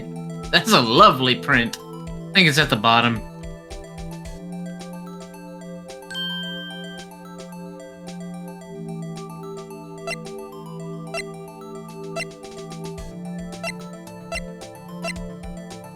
Got it. Was I? Hey, let's not tell her. No. How can this be? What are Emma's fingerprints do? Darn it, Phoenix, don't think it. She can read thoughts. Hey, you found a match? Whose fingerprints were they? I don't Let me know. guess. It seems the prints are too old. They aren't clear enough to get a match. Oh, that's too bad. I thought they'd be Dark's fingerprints. Hey, you. Over here. Do we just, like, leave him on the other side? What's going on here? What are the kids' prints doing inside the chief's safe? Don't ask me! Let's just keep this information from Emma for now. Here, maybe you should hold on to this. Yeah, she's definitely not going to dust it behind our backs. And then you teleport. Well, we got the 2 pieces of things. I guess we gotta keep looking, though.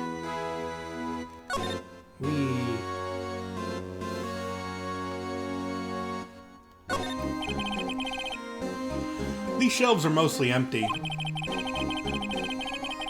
Lana must have cleaned them out when she transferred over to the prosecutor's office. There's a small picture frame on the left shelf. Hey, this is when Lana and I went to that theme park. I thought it was a flower. I did too.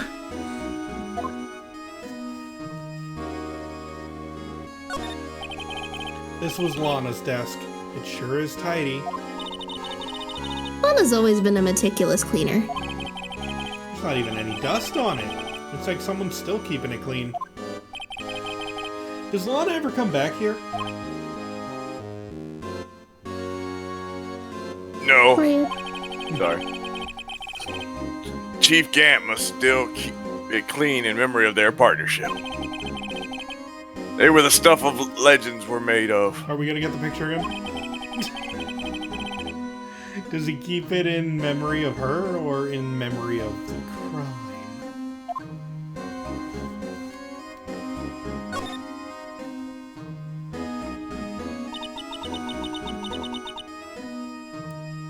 This was taken on that day 2 years ago. The day Joe Dark ran out of the questioning room and tried to kill Emma.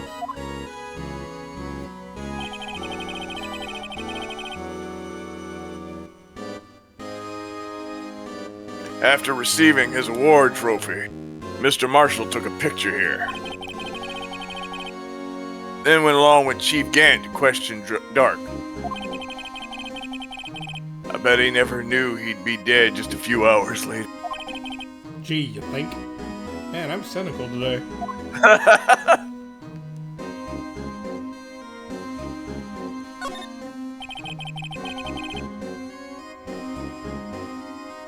The Chief's organ sure is a sight to behold. Occasionally we hear him playing it from the Criminal Affairs Department. So this song does just belt out randomly. That's on the 2nd floor, and this is the 15th floor of an Jesus. entirely different building. Well, there we go. Wow, a whole organ on the 15th When a floor. detective screws up, the chief calls them to his office. It makes them listen to the organ for hours. What's so bad about that? Music soothes the soul. He doesn't know how to play. After that, the detective can't hear anything for days except the ringing in his ears. So He's it's an weaponizing instrument of tinnitus. punishment. Literally. But aren't the Chief's ears affected? Earplugs. He never listens to anyone anyway. That's besides the point. Damn! Oof. Edgeworth being Edgeworth. Gumshoe being savage. Alright. Think there's anything else here? Does he have anything else to say? Oh, Gumshoe? Yeah. Oh yeah, apparently more things. That desk on the other side of the room, was that your sister's? I'm saying this to Gumshoe. Wait, what? Yes, that's where I was waiting for Lana. On that day 2 years ago. Is anyone using it now? No, sir. This is entirely Chief Gant's office now. He practices a strict policy of preserving the crime scene. That's a strange reason to leave it there. He leaves it as a warning to anyone else. He wants us to always be alert. He told us so himself at our New Year's party. Of course, he was pretty intoxicated at the time. I see. So ever since Lana left, no one ever touches that desk? No one except Chief Gant and the cleaning lady who's here each morning. Still, 2 years have passed since that incident. There can't possibly be any clues remaining. Can I ask you something? Sure. You only came here to look around, right? Because it's one of the SL9 crime scenes? I mean, that's your only reason for coming here, isn't it? Why do you ask? You don't think... Nah, you wouldn't be... No. There's no way. Never mind. Don't worry about it. Okay, now then let's look around a bit more. Hey, hold on. Not so fast, buddy. Huh? What is it? Someone tells you don't worry about it, it's supposed to start bothering you, pal. You don't just let it go at that. Sorry, this guy's starting to get on my nerve. Dang, I'm cynical today. Okay, so what's bothering you? You two don't think Chief Gant might be a suspect, do you? What? He's right, Mr. Wright. What do we think of him? Chief Gant. So it's finally come to this. What do I think of him? Perhaps it's best I don't divulge my feelings. Yet. There you go. Ignored me again. Well, was I any help? Of course! Thanks to your ID card that I destroyed, we were able to get some hard evidence. Guessing that's Gant.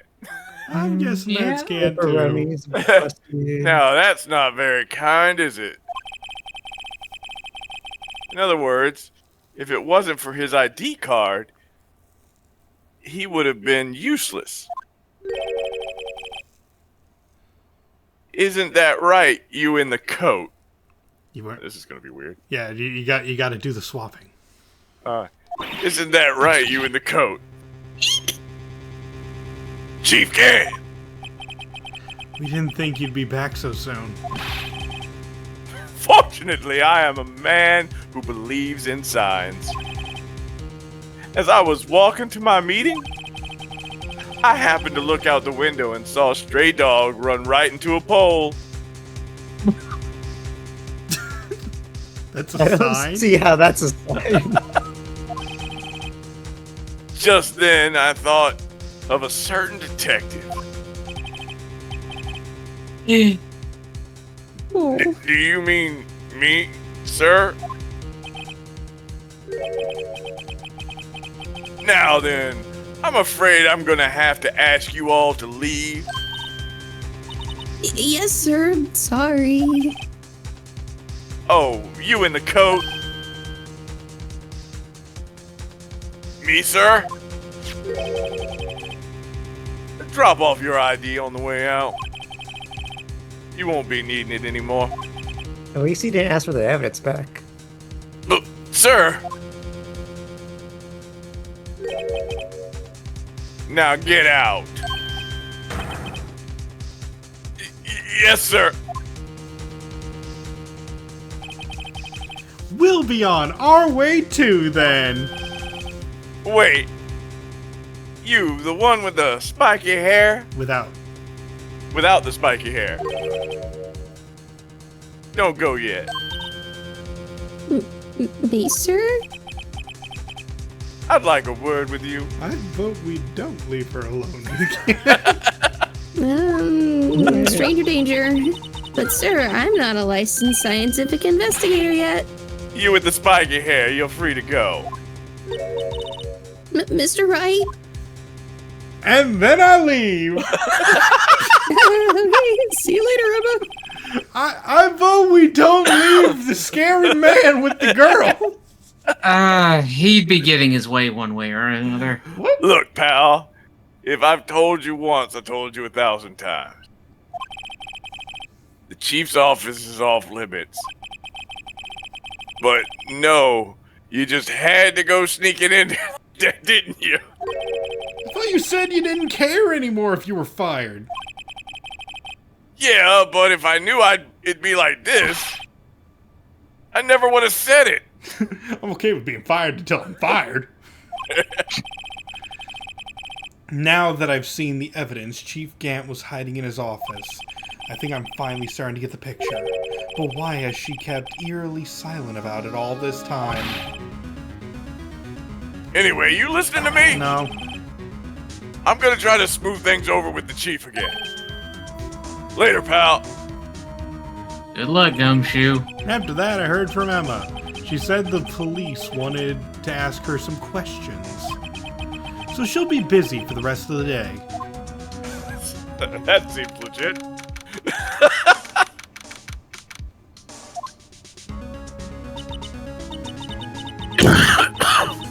Hydrate. You too, Q. I mean, I did recently. Ollie. Polly. Molly. Sorry, hello. Hello. Okay. I see. So the chief asked Emma to come in for questioning. It's no use thinking about it. Tomorrow's the final day in court. I'm committed to doing everything I can to defend you, which is why I'm here. But I've already told you all I can. What you've told me over these past couple of days is absolutely nothing. Not a single useful thing. Really? I believe I did mention something quite important. Something I told you right at the beginning. I said that I was the one who stabbed Detective Goodman. You know, I think I finally figured it out.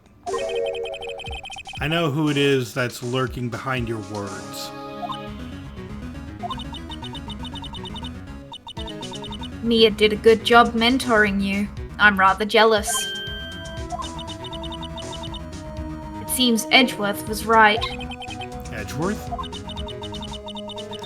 Once you're convinced you know something, no one can persuade you otherwise. Thick-headed is the term he used, I believe. Now's my chance to get her to tell me the rest of the story.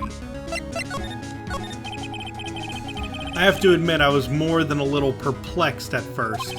You insisted you did it, yet there was no incriminating evidence. That's when it hit me. It's not that you're unwilling to tell the truth. It's that you're incapable of doing so because of a certain individual. What an intriguing notion. A certain individual, you say. So you think I'm protecting this person? Protecting? No, I think you're afraid of is more like it. If I'm not mistaken, the person in question may have persuaded you to silence.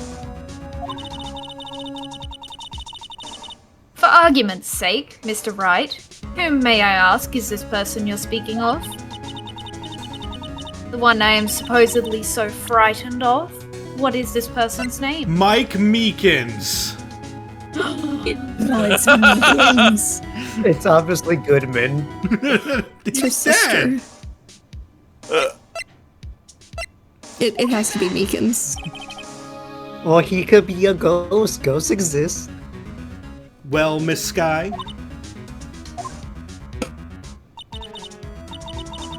Mr. Wright, you are addressing the chief prosecutor. I'm addressing the back of the head of the chief prosecutor. Do not forget your place.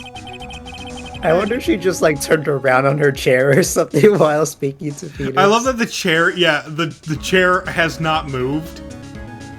We can see it behind her, so she's like kneeling And it's on not a it. swivel chair either. Yeah, she's just power stancing on that poor guard over there. I take it she's still not ready to spill the beans. My apologies. Could you please tell me a bit more about what you think you know? We were partners until 2 years ago. I respected him as a detective. Assuming he is respectable, then tell me something. Why would he try to hide his crimes? His crimes? Thorough? Both you and Edgeworth will be brought before a board of inquiry for what you did. Specifically, hiding and forging evidence. Of course, these are serious offenses. Why is it, though, that Chief Gant's name was never mentioned? Chief Gant? Edgeworth didn't know the truth behind the forgery. The only party who could have possibly tampered with the evidence was... me. I had access because I was second in command of that investigation. Yes, you, but also one other. Damon Gant. If you intend to accuse Chief Gant, you'll need more than just words. Show me proof that Chief Gant falsified evidence in that case. I just found this in a safe in the chief's office that I broke into illegally. I probably shouldn't say that. This What the hell, jar I'm a piece detective. and this piece of cloth. Maya's running off on. Do you know what these are? They're pieces of evidence from the SL9 Emma. incident that I stole. The person concealing evidence was none other than Chief Gant himself. Now tell me, why are you taking all the blame for him? Touché, Mr. Wright. It's as you surmised. I cannot disobey the Chief's orders. Even if it means being found guilty for murder. Why not?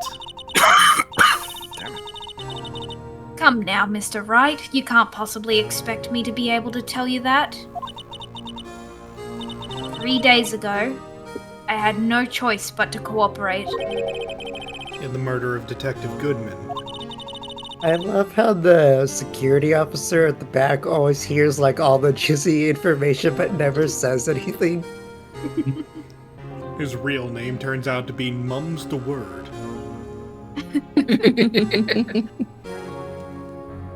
Or perhaps I should say I followed orders. Followed. Yes, that's more accurate than cooperate. Although I can't tell you the details. I can say that I was given an order that day. I need you to dispose of Bruce Goodman's body. You'll find it inside the trunk of Miles Edgeworth's car.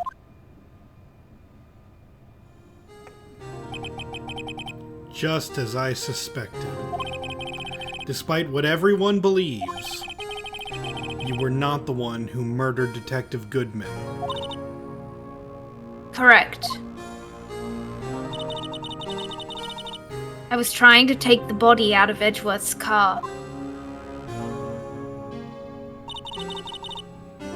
The trunk's lock was broken, and I discovered that murder weapon while inspecting the body. The murder weapon. You mean Edgeworth's knife? No. When I found the body, this was the knife stuck in it. The knife from the SL9 incident. Serial killer Joe Dark's knife. I couldn't just leave that knife in him. So I took it out and stabbed him with another knife. Why? That would be Edgeworth's knife. That's right. Even though he was already dead, my hands were shaking at the thought of stabbing him. That's why I ended up cutting my hand. That is the reason for the bandage on your right hand? Yes. It seems that I got blood on the victim's shoes as well. And then...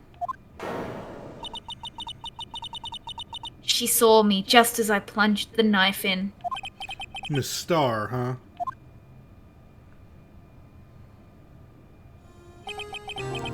Why did you need to hide Dark's knife so badly?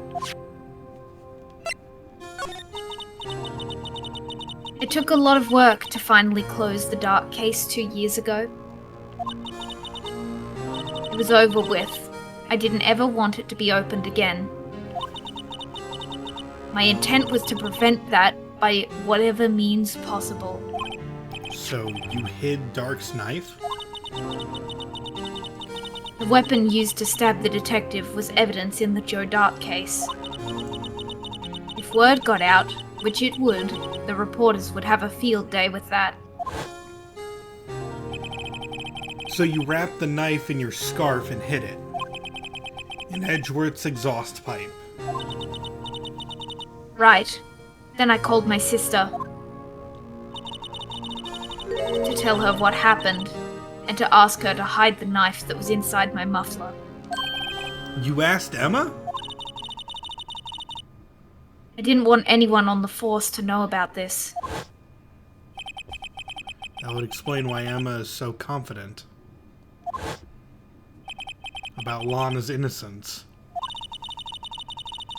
Speaking of phone calls, I had a bad feeling about one of them that day. A bad feeling? The truth is, after I received those orders from Chief Gant, the first thing I did was make a phone call. A phone call to Patrolman Jake Marshall. To Marshall? Why on earth would you call him? The lead investigator for the SL9 incident had been murdered. Why wouldn't you want to call me partner? True. I wanted that fact to be kept hidden, and I needed help. He was the only other person I could trust. Or at least, I thought I could trust him at the time. However, it seems that after I spoke to him, he went off on an escapade of his own. Oh, you mean... Not wanting the case to die, he decided to take things into his own hands. You can interrupt me, sure. He disguised himself as Detective Goodman and tried to steal the evidence. He had already stolen the ID card. But it seems he still hadn't made up his mind to break into the evidence room.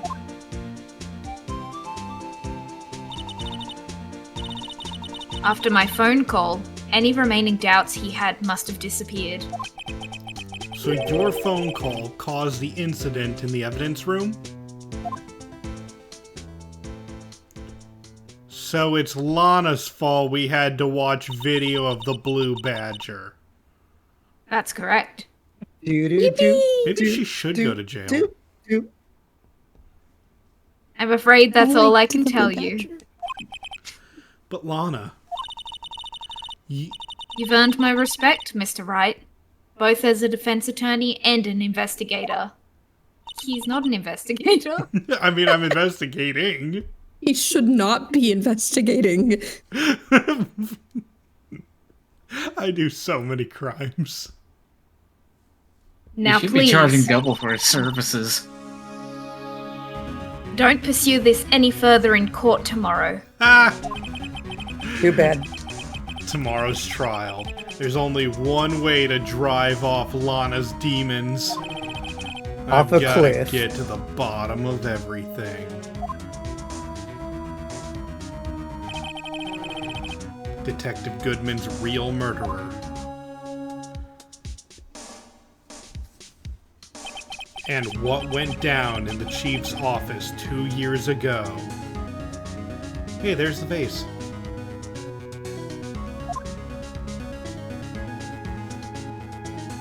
To be continued. Gasp. Saving. As a brief aside, Valkyrie's Mercy adores Folly's voice. I mean, Folly's doing very well with it. She's got the- She specifically says that Folly sounds so adorable and regal at the same time.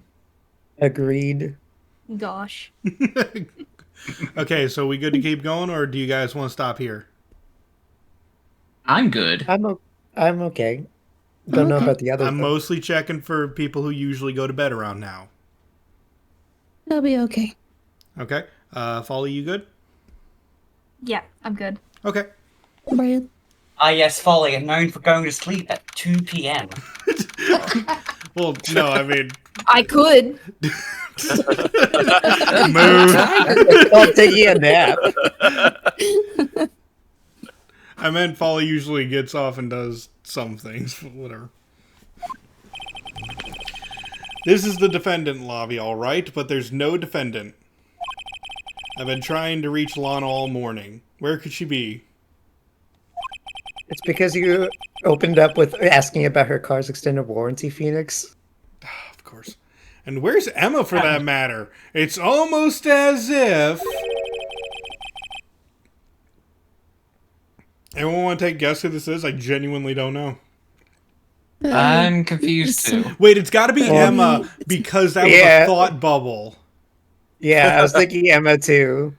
Something's been happening behind the scenes. Oh God, Edgeworth! Nope, that was me. Yes. Anyway, Edgeworth! Knowing very you, swimming you've- just then. knowing you've already figured it out. Who the owner of the 7777777 ID number is, that is. Well, I have a pretty strong hunch. Looks like I'm not the only one who figured it out. Why is that a mystery? Why is an ID number a mystery? Because I guess they aren't allowed to share it for whatever reason outside of like. it's the police your department. identification. Yes, you're supposed to. Yes, you share that. I don't know. You I know- just remember them saying something about like not being allowed to share it.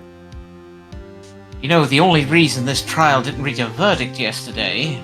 Okay, just saying. I'm throwing this out there in the United States. You're allowed to ask an officer their number. Is because there was still room for doubt regarding this ID record. If that number does belong to whom you suspect, then no doubt will remain. After all, he hasn't been officially charged with anything. True, not yet. In any event, once all doubts has been removed from that list, I can call for a ruling. 5 minutes, Wright, and Chief Prosecutor Sky will be found guilty. But you didn't do it! I figured you'd say as much. That's why I came here, to hear what you have to say. As someone who used to work for security... Okay, true, with security. That's fair. For security, yeah, but in a court case, that information would have to be declassified and new numbers would have to be given to the associated. Yeah, that's what I thought. But anyway. Are you all want to hear something random that Edgeworth's cravat reminded me of? Scooby-Doo? Well, yes, but like apparently Fred's ascot isn't actually an ascot. Oh. That's it. Okay. Yes, that was it. What is it then? You could at It's least probably answer like that. You just immediately. I think it was like a bandana. bandana. It's Oh, I okay. think There was no like a elaboration. bandana, or like, yeah. I guess I kind of forgot what they said it was. all right. That's half of a trivia for you guys. This is the first time he's ever done something like this. Lana's hiding something, and the only way we'll ever know the truth is to draw it out of her. We drawing? True. Everything goes back to the SL9 incident. Don't be stupid. Today's the last day of the trial. We don't have time to reminisce about the past. That depends on you. Ugh. If she's found guilty, you'll lose your only chance to find out what really happened. I'll think about it. Somehow See this you feels in legal. court, right? We're already in court. Like, is there some? I feel like that there would probably be some kind of code against like the prosecutor and defendant, like, kind of be sneaky and working together like this. I don't know. Yeah, oh, it's super illegal. Well, I mean, we're allowed to have talks. The defense is allowed to talk, but we're not supposed to like plan things like that. Well, not without a judge that's what I mean. present. This is it. If I'm going to find out what Chief Gant has on her, it's now. Or never. It's now.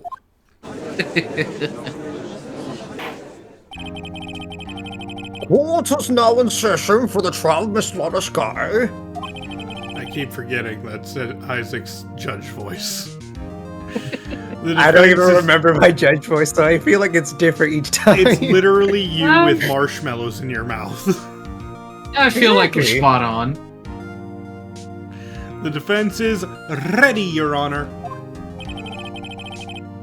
Prosecution is ready, Your Honor. Probably this is when the prosecution puts forth its opening statement, and I think Phoenix was possessed for a bit. But before that, the police chief has a proposal to make. Chief Gant. Oh god, he phased in.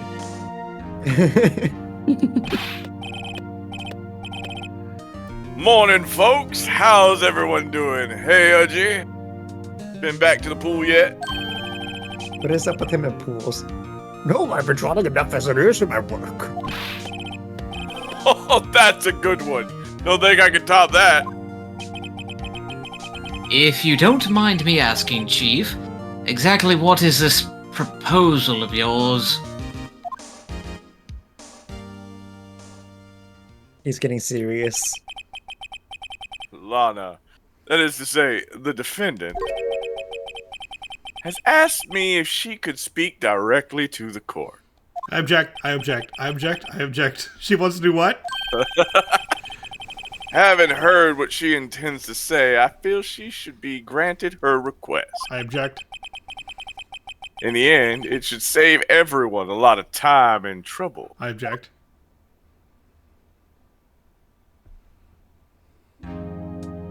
He has her sister, doesn't he? What's this all about, defendant?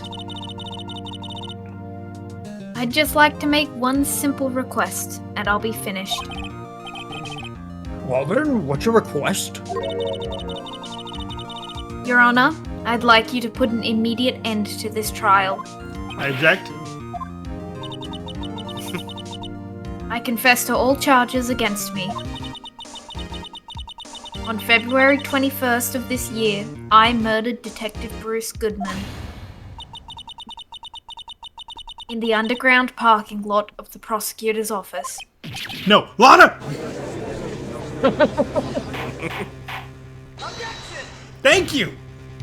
You can't! Your Honor, the defendant's claim does not change the defense's plea. You high, Phoenix? What am I saying? In that case, Mr. Wright, I no longer require your services. Yes, you do. But Lana! Your Honor, I hereby forfeit my right to an attorney. That is something the client can Game, do. set, match. The prosecution may lack direct evidence against me, but it has sufficiently proven its case through testimony and circumstantial evidence. I would like you to render your verdict now, if you please. Not guilty. While the defendant certainly has the right to self-representation, the request is legally valid, though this is an unprecedented situation. Indeed, it appears there is no further need to continue this trial, even if Mr. Wright may feel otherwise. I do! This can't be happening. It appears the time for the verdict has arrived. This court finds the defendant.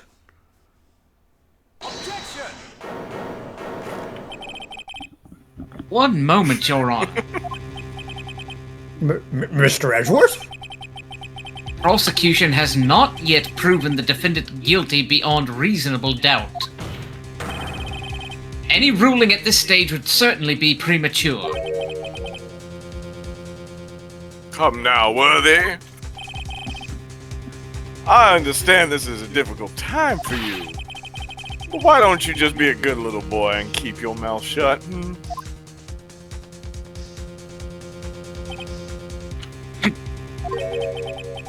I don't think I care for your tone, Chief Gant. What? Creating another fabrication to cover up your past mistakes? Sorry, but I'm no longer the naive little boy you would have me be. With this sudden confession from the defendant, it's obvious to me some kind of deal was struck behind the scene. And where is Emma? No one's asking that. Some kind of deal? Not everyone operates as you. Did Brad finish that? I don't think so. It cut him off. Yeah. Oh, okay, sorry. I said the word, so Okay. there's some kind of deal. Not everyone operates as you do, Worthy.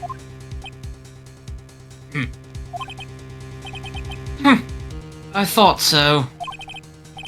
Your Honor, the prosecution would like to change its first witness. Oh, to whom? Started saying charge, but then I saw myself. I would like to charge the witness immediately. Tackle them. As its first witness, the prosecution would like to call Miss Emma Skye. I request the court hears her testimony. Mr. Edgeworth, I am exercising my right to self-representation. I don't think we need to continue. I don't care what you think, Miss Skye. Oh, snap. The exposure of truth sometimes results in tragedy. However, no matter how tragic the truth may be, it would be an even greater tragedy to avert one's eyes from it. Very well. The court shall grant the prosecution's request. That's okay with you, right, Chief Gant? Worthy, you'll live to regret this. Mark my words. That's a threat. That Get sounds him. like a threat. Miss Emma Skye, please take the stand. Looks like Edgeworth has decided to take the horse by the reins. Am I even still allowed to be here?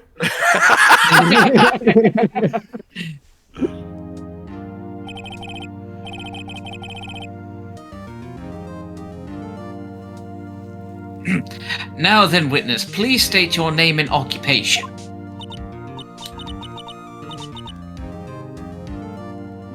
My name is Emma Skye. My occupation, I'm Lana's little sister, and I want to be a scientific investigator. 2 years ago, you encountered the serial killer Joe Dark of the Joe Dark killings. Is this correct? Yes. I'm trying my hardest to forget about that, though. I'm sorry. But I'm afraid I'm going to have to ask you to recall those events one more time. Mr. Edgeworth, please remember this trial concerns the murder of Detective Goodwin. Is an incident that was resolved 2 years ago really all that relevant? Yes, it most certainly is.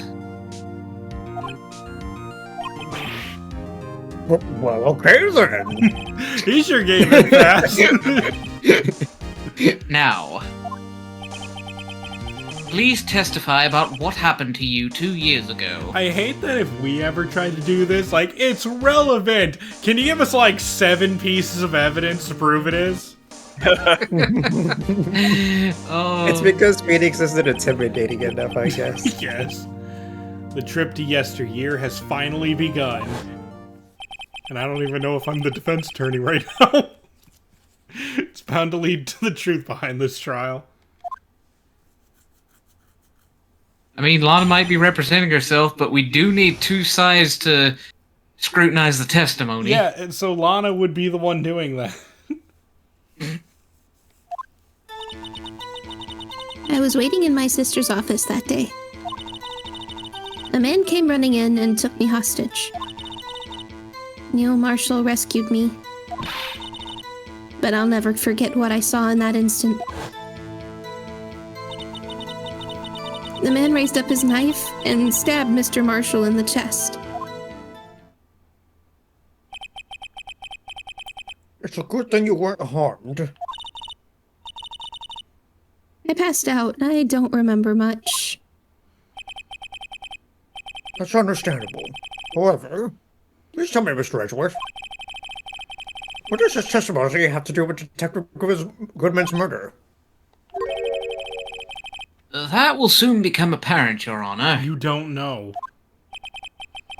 You've got to admire him for his courage, considering that he has no evidence. Very well, the defense may begin its cross-examination. All of the evidence is in Wright's pocket. He really doesn't have any evidence. To be fair, I already caught a contradiction in this. No, please say it. I didn't recognize. It's the last. It's the last thing. Wasn't Neil Marshall stabbed in the back, not the front? Do we have evidence to contradict this? Oh, let's take a look at the court record. Tab. Oh, there it is.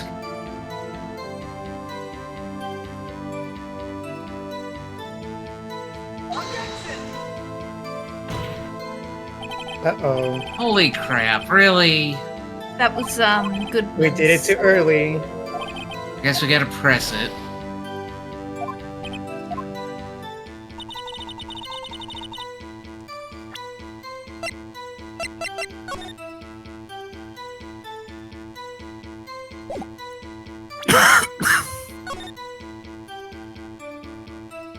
Wait, did it say back? It said back on the little blurb. Yeah. Doesn't say back here, but it says back on the... Wait, it says back right there with the B button. No, I'm kidding. Boo.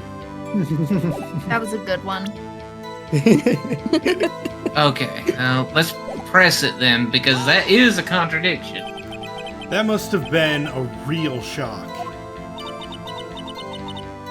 Even now, when I close my eyes, I can still see it just as clearly. Tell us. What were you doing at that moment? I believe you testified that Joe Dark was holding you hostage. When lightning struck and the lights went out, Mr. Marshall jumped on Dark. I was thrown aside and the two began wrestling each other.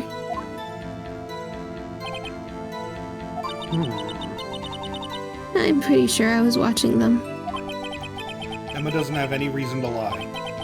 But Lana sure does. I need to get Emma to tell me as much as about this as she can. Okay, so apparently I was on the right track, but we don't have enough information. It's press time.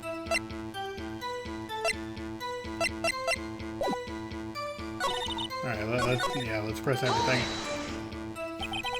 2 years ago, the defendant was a detective at the police department, correct?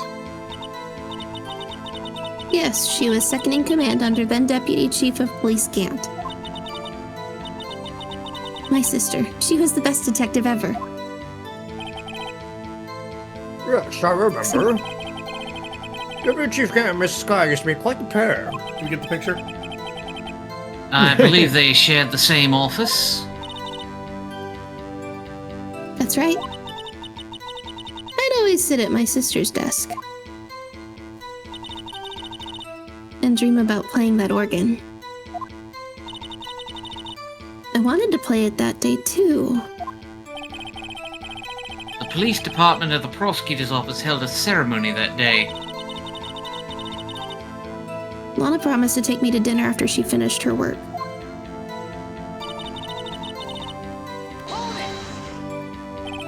A man?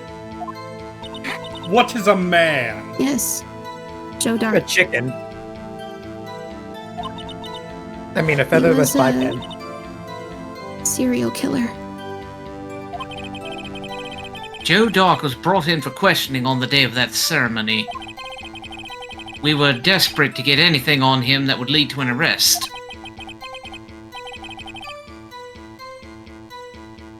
When he saw his chance, he fled the room, right? Upon fleeing the room, Dog proceeded to take the elevator. He must have been in a panic because the elevator was going up. Then he ran into Sky and Gant's office. There was a lot of noise coming from outside, so I opened up the door to have a look. That's when I saw him.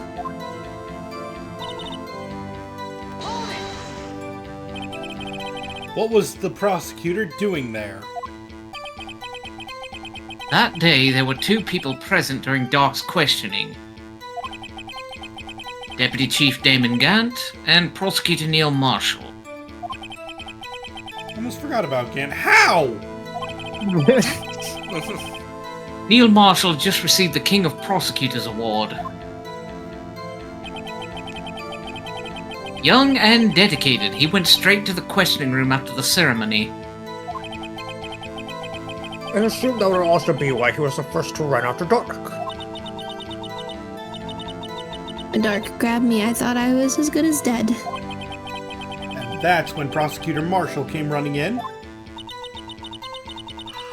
I don't clearly remember what happened then. But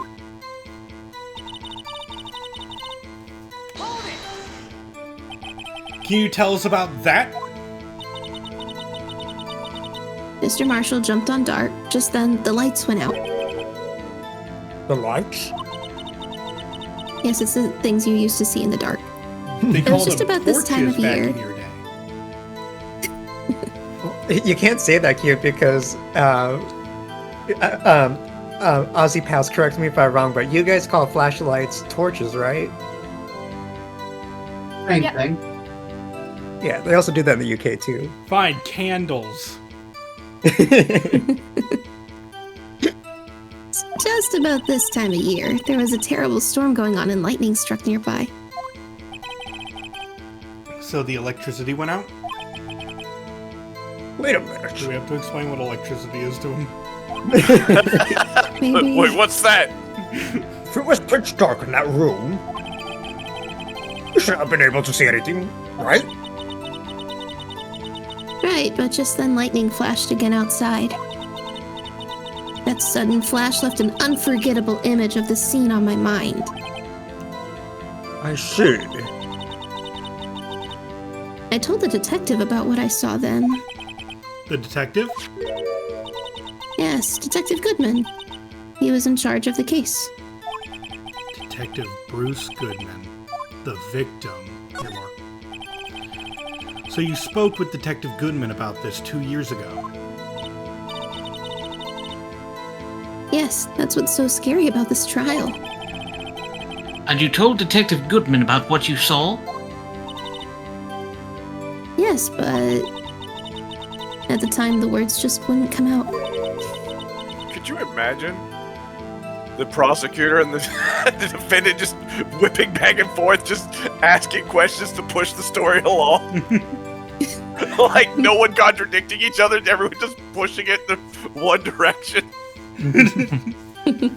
That happens in late games of Phoenix, right? Like, it's always the ending when they're fighting. I mean, okay, the exception this time is because this game had Von Karma, but every game after this is basically what it's gonna be, where it's just like, wait, are we supposed to be fighting each other? No, go!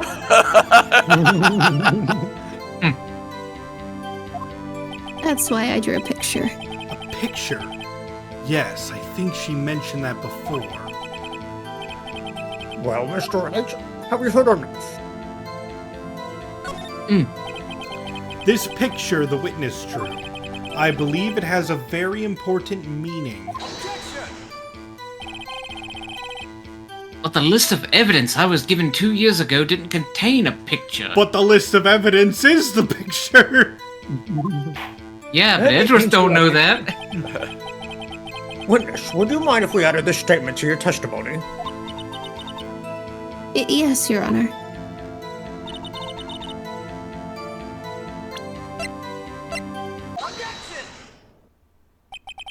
Wow. Mr. Edgeworth. This little girl put all her heart into drawing that picture. And yet you would insist on denying its existence. For shame. Huh? Hey, I'm not the bad guy. All I'm saying is all I'm saying is that as the prosecutor for that case, I wasn't handed such a picture. That may well be. But that doesn't mean it doesn't exist. Behold! Imagine if you just threw that at his face. This is the evidence list for the SO9 incident. Please turn it over, Your Honor.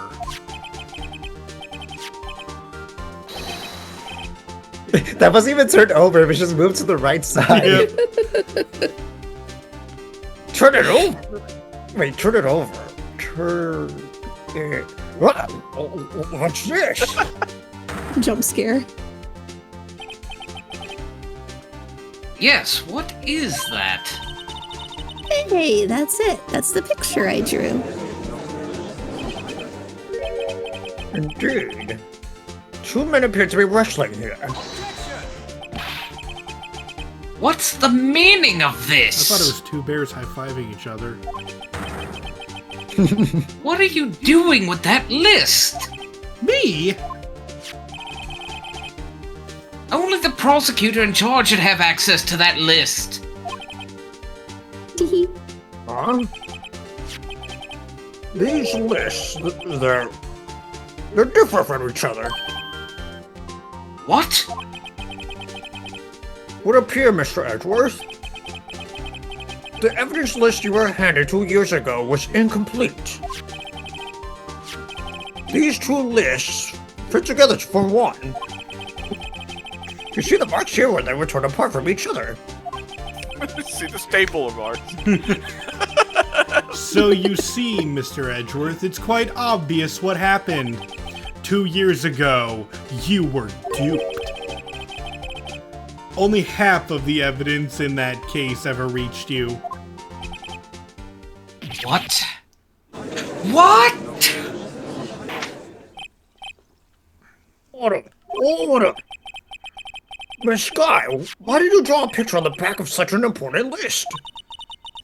Because that's what Detective Goodman handed me in questioning room, Your Honor. Wait a minute.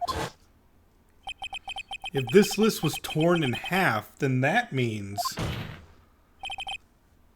Your Honor! Are you alright, Mr. Wright? Your eyes bulging for your head. If the evidence list was torn in half, then there might be more of the drawing on the back of Mr. Edgeworth's list. How would Edgeworth never see that?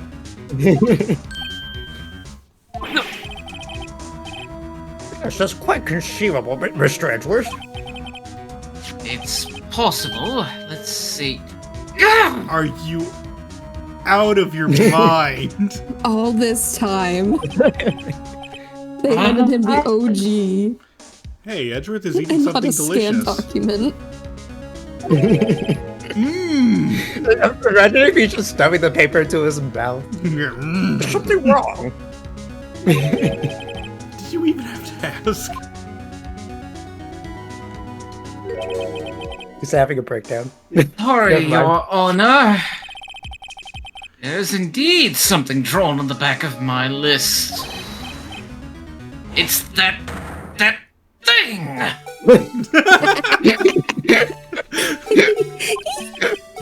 I can't believe there's a theme song. That thing!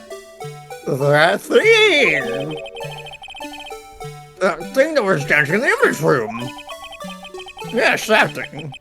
Clearly, this act of vandalism is the work of a certain chief of detectives. I guess he was out of scrap paper.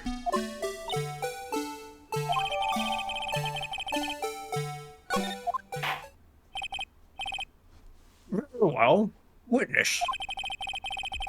Will you please testify about this picture you drew 2 years ago? Yes, Your Honor. What's wrong I with still that? love how we're ignoring that contradiction of where he was stabbed. Yeah. Yeah. She seems to be thinking about something when she was looking at the picture. Trauma? Hello? This is the picture I drew 2 years ago.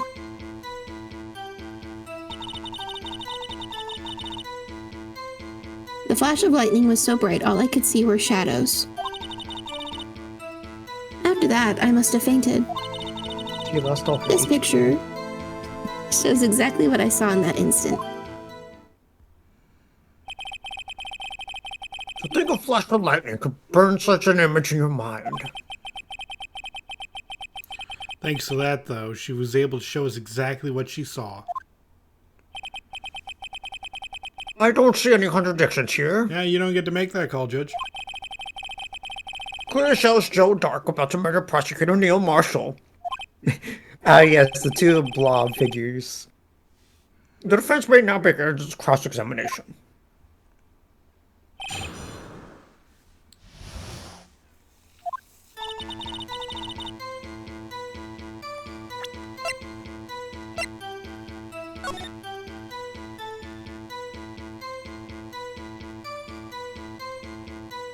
La Critura.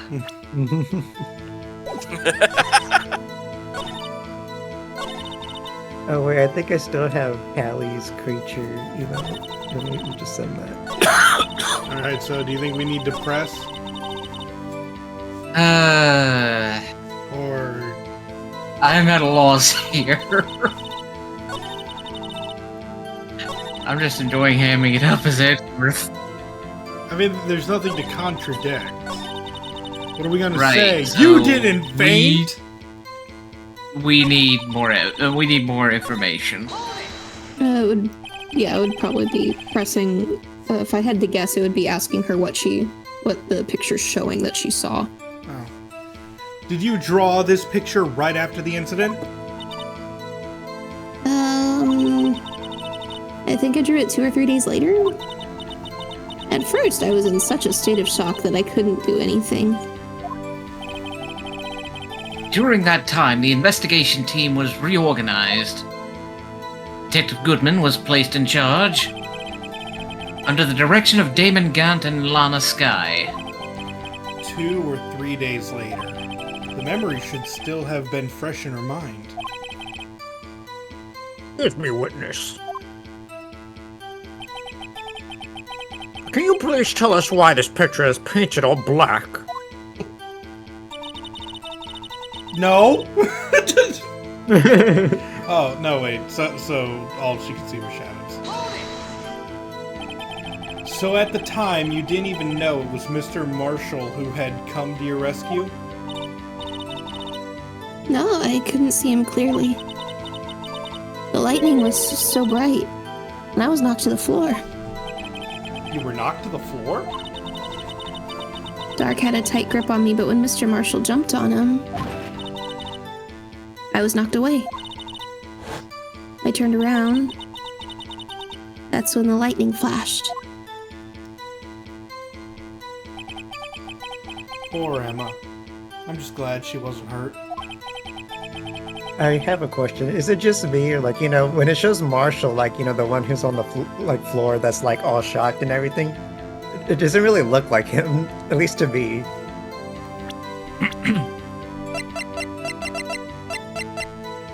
No, I mean it does. We just never see him without the hat. Yeah. I don't know. I think it's mostly just like the face itself, that it looks different. What happened after the lightning flashed?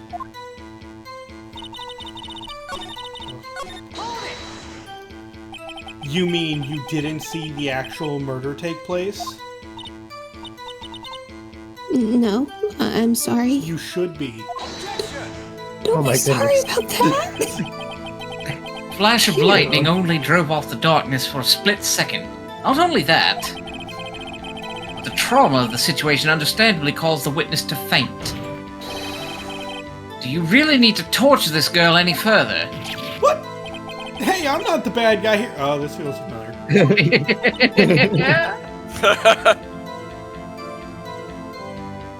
Anyway, this picture.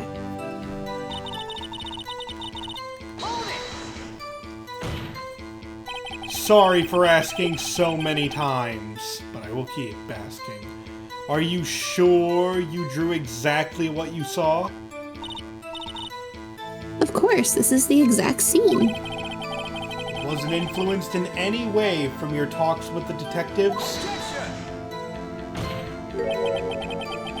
Are you insinuating we somehow manipulated her memory, Mr. Wright?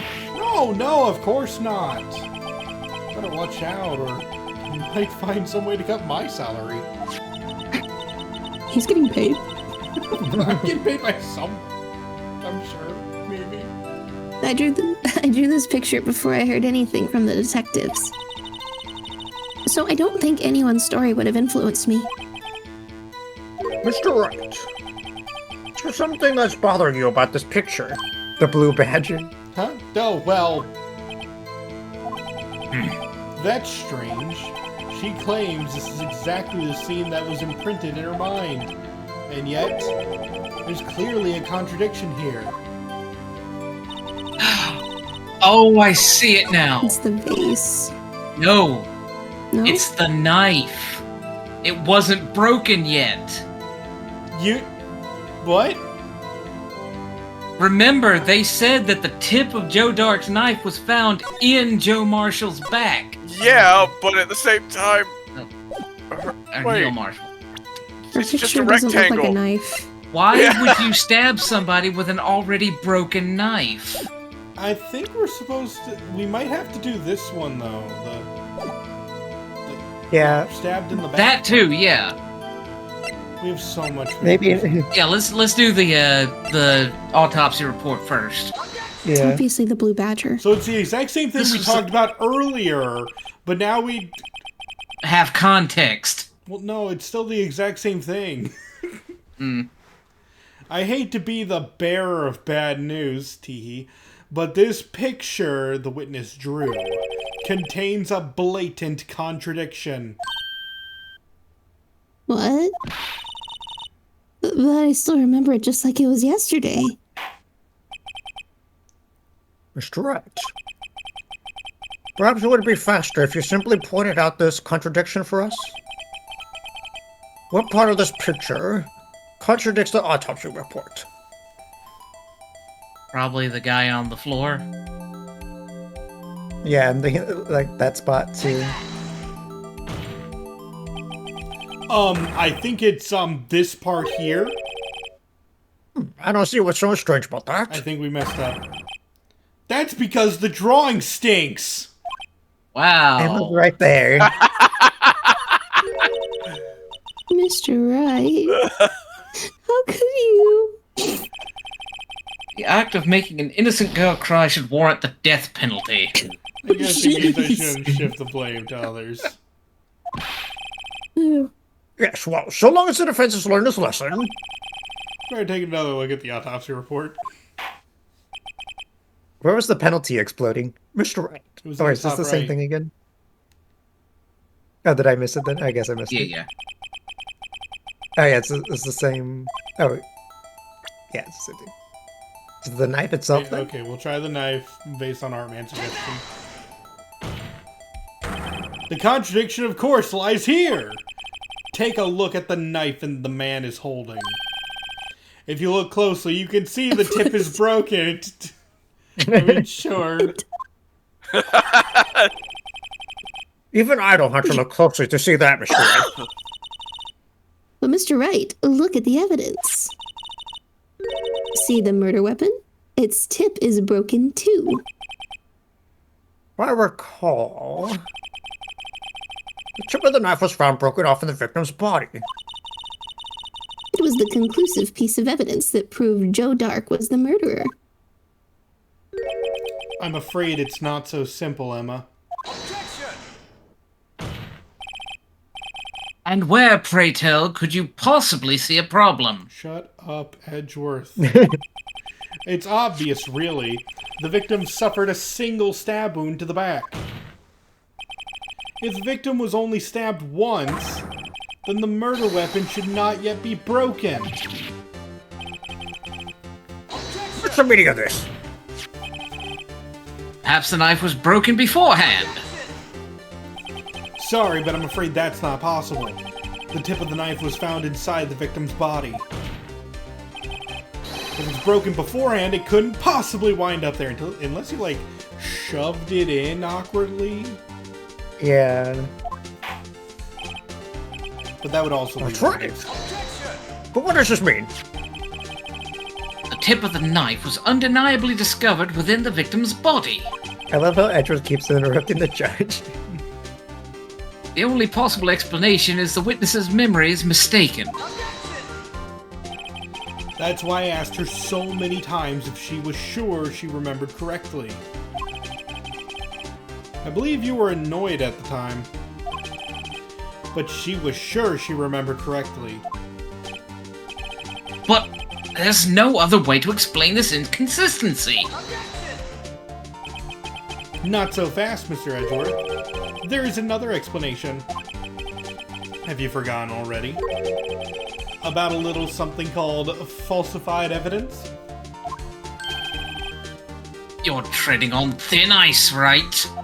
Do not put things on me. All I'm saying is that this broken knife tip might be the piece of evidence that was forged. You can't deny the possibility. No. Ah! Order! You were saying the investigation really was corrupted. Your Honor, please allow me to once again go over the events that took place the day of the murder. The police department and the prosecutor's office were holding a ceremony that day. After receiving the King of Prosecutors Award at the ceremony, Neil Marshall questioned Joe Dark along with Damon Gant. During his questioning, Joe Dark fled the room. Prosecutor Marshall chased after him and was killed by Dark. It is my belief that somewhere in this story, there is a lie.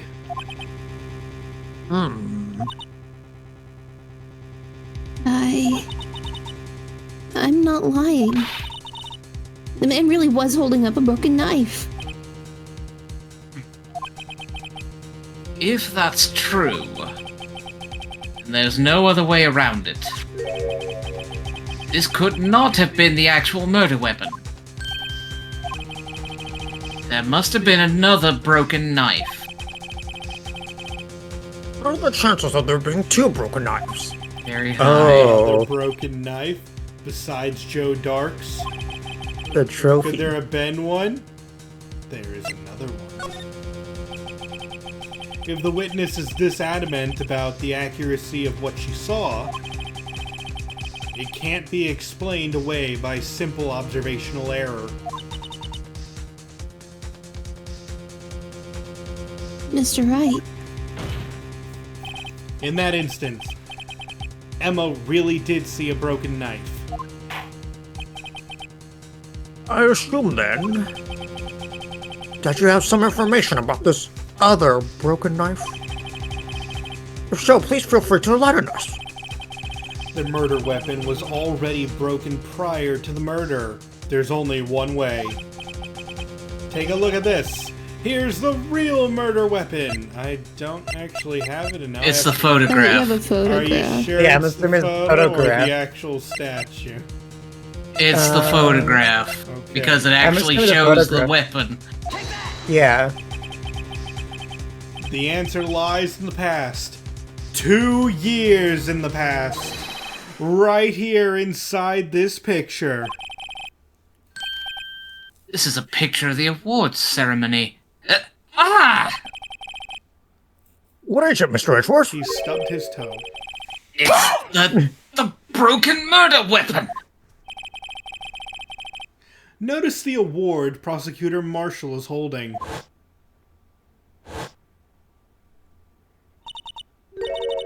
That's a broken knife. As we earlier concluded, the knife in the drawing was not Joe Dark's knife. That being the case, the knife the witness saw was in all likelihood from this award. This is a terribly constructed award. Also, how is it removable? Order! Or Order! sharp? No idea. Maybe that's why it was removed. No, I'm kidding. Neil Marshall was awarded King of Prosecutors that day. As an award, he was given this broken shield and knife.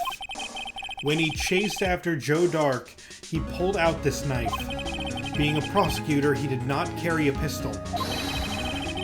This broken knife was the only weapon he had in this dangerous situation. If it was stuck on there, he must have been like really strong to just pull it off. Yeah, I know. But that can't be! Oh? And why not, Mr. Edgeworth? Do you have evidence? Because if the King of Prosecutors award knife was the murder weapon, then the murderer and the victim would be reversed! What do you mean? I mean, this man raising a knife would have been Prosecutor Neil Marshall! Oh. Oh!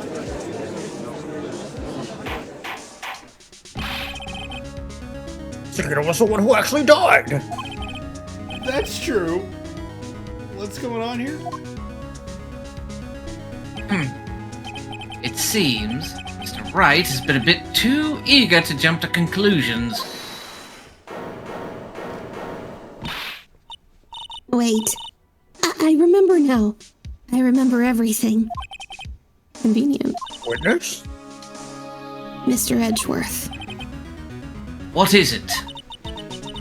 could you show me your evidence list again, please? His list?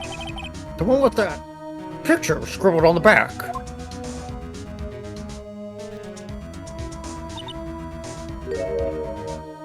I knew it.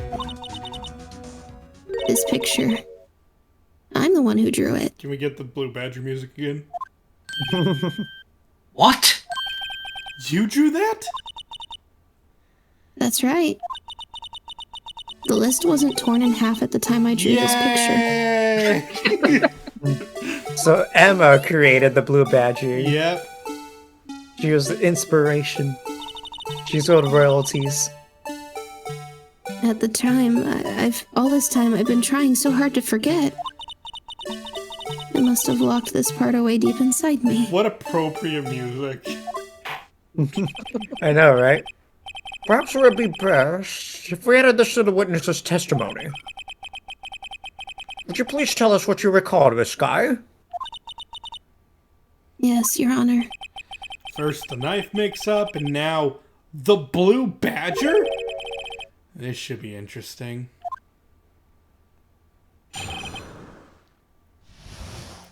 Alright, but we are like about to be over time, and I think this is a good stopping point. Because we still have a lot left to do in this case. We're not near Gracious. Wow. Oh, Lord. Next time we play might be the end, though. But I know we have hours left. Oh, So the Blue Hooray. Badge is the murderer. Also, funny that Isaac brings up that Edgeworth is always interrupting the judge when Isaac's always interrupting me. Yay. My bad. No, I was just pointing out that I thought it was funny, like the judge was just talking and the Edgeworth was like, hold on!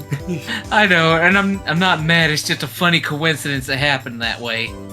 Yeah, we chief kind of of- swapped roles in that case. Also, the chief of detectives totally did get the idea of the Blue Badger from this girl's murder she witnessed.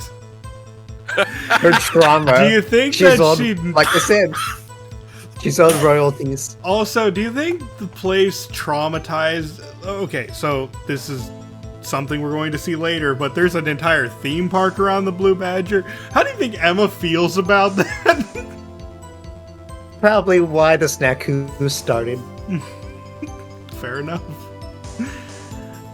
We'll get into that, but for those of you watching on YouTube, I want to thank each and every one of you for watching. This has been your host, Kazar Raspel, as well as the rest of the Tricksters of the Trade here. Hoping to see you in the next video or live stream, and signing out. Bye, YouTube. Goodbye. Bye, you two.